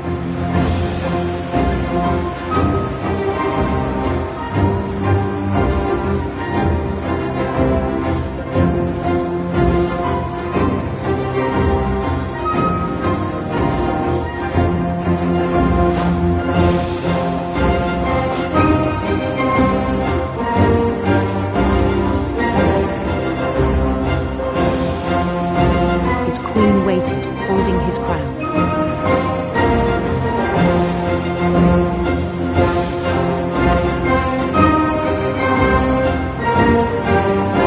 There was only one thing left to do.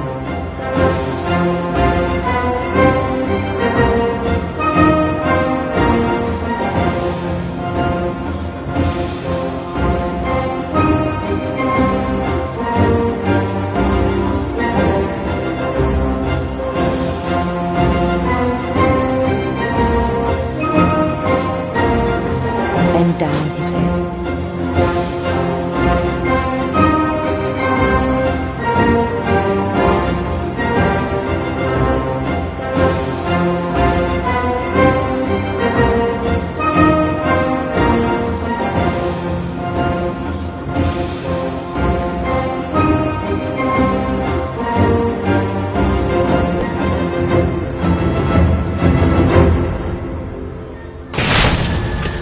I think you know. Mrs. Finch, your son was a kind man who will be missed by all of us who knew him.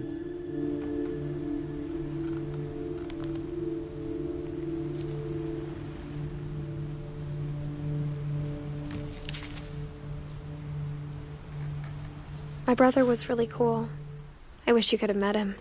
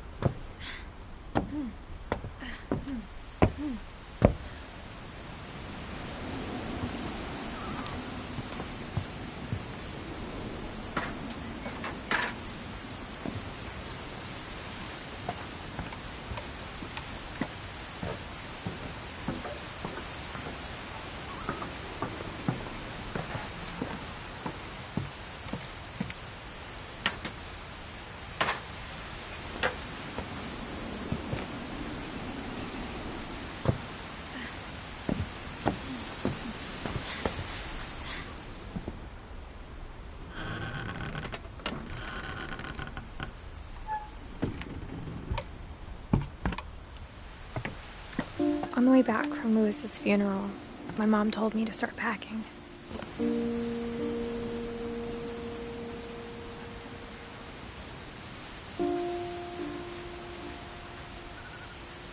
She waited until the day before we left to tell Edie. I'm not sure if she wanted to make it easier or harder.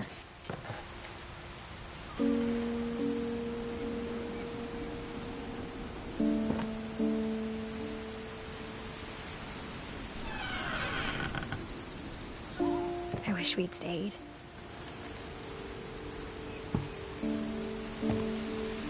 But I understand why we left.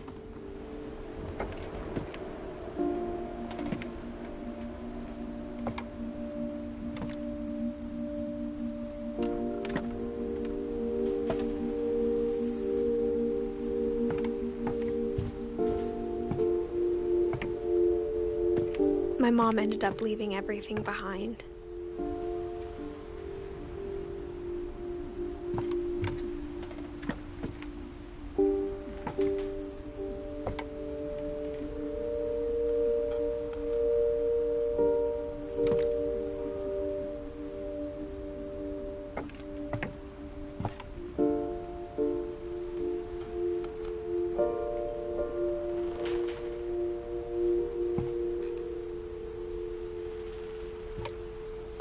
What happened that night had been coming for a long time. Maybe it should have come sooner.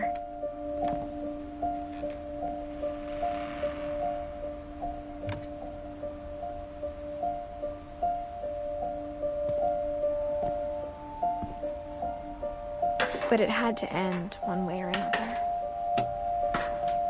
All that's left now is to tell you about that last night.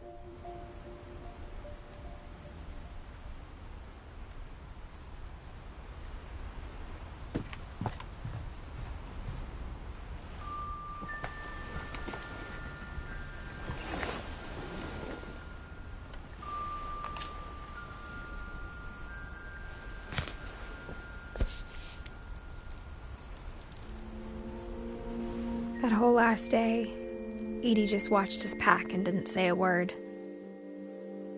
Until supper, when she raised her glass and said, "To our final night together, and all our final nights apart."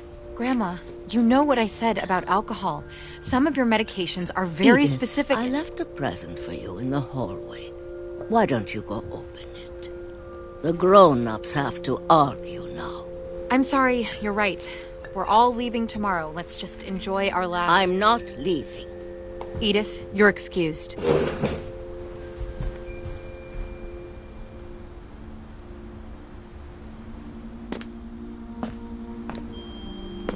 The power had been shut off that morning, but Edie always had plenty of candles. When my mom sealed the library, I don't think she knew about the other entrance. Or that Edie had a key to it.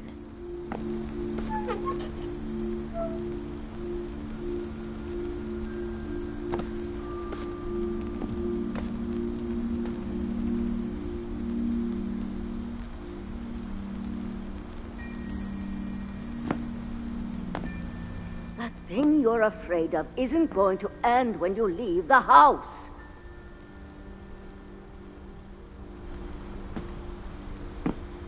Edith has a right to know these stories. My children are dead because of your stories.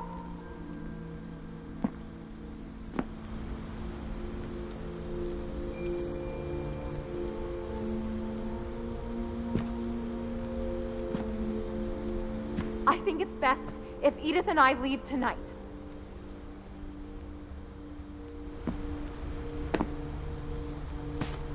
We'll have the nursing home send a van for you in the morning, okay?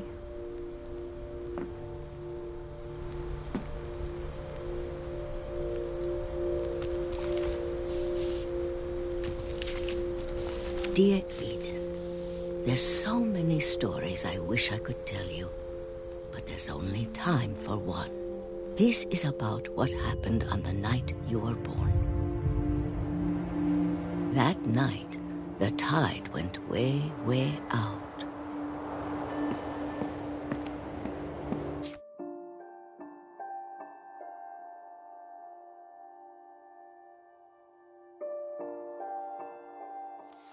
It was the first and last time I ever saw the old house aground.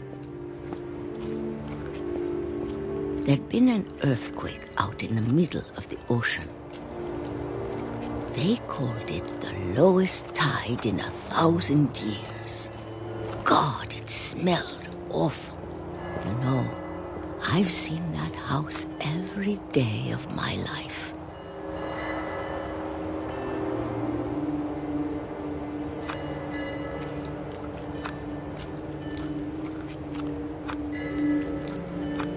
But I never thought I'd go back to it.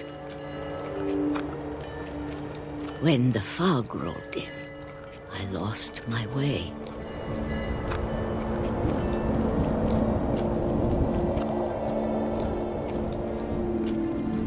I got turned around.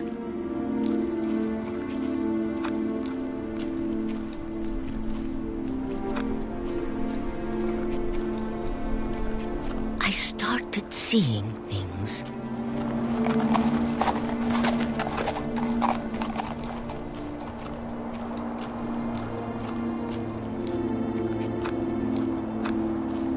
Things I'd forgotten had ever existed.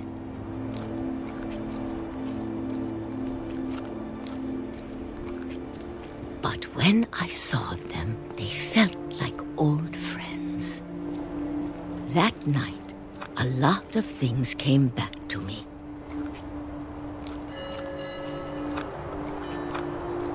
Or maybe I came back to them.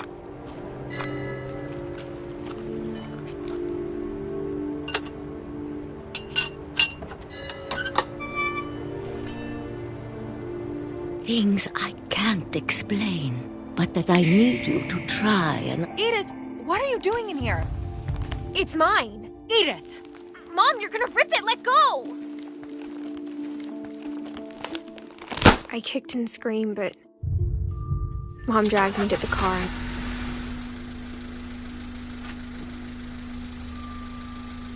I never saw Great-Grandma Edie again. The next morning, the van came to pick her up, but she was already gone. After that, we moved around a lot.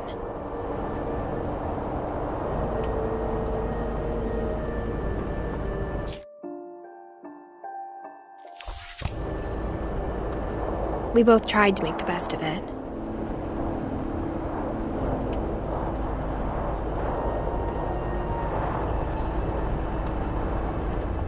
A few years went by.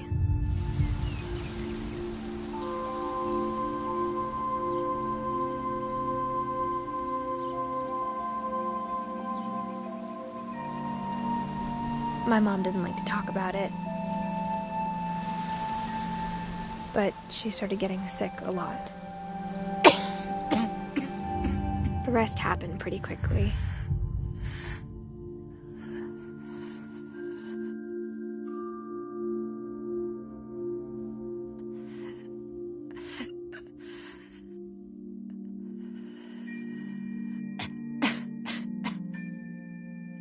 She got better for a while.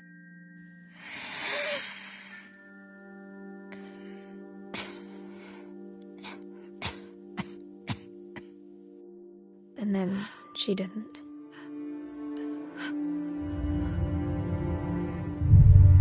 And then I was alone.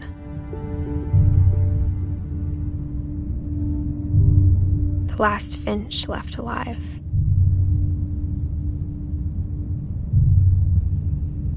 Until I found out about you.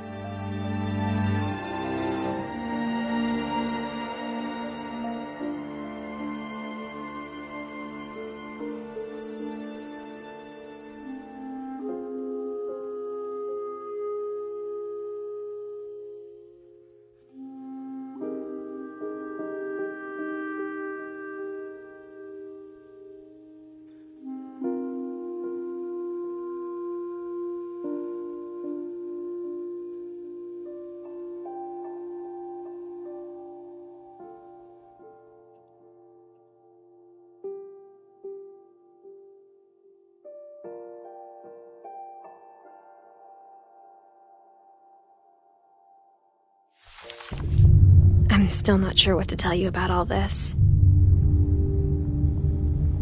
If we lived forever, maybe we'd have time to understand things. But as it is, I think the best we can do is try to open our eyes. And appreciate how strange and brief all of this is. This journal was supposed to be for you. But now I hope you'll never see it. I just want to meet you and tell you all these stories myself. But I guess if you're reading this now, things didn't work out that way.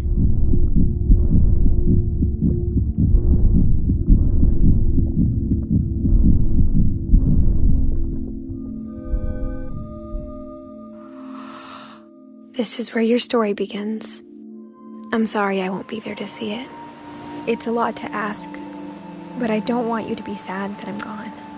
I want you to be amazed that any of us ever had a chance to be here at all. Good luck.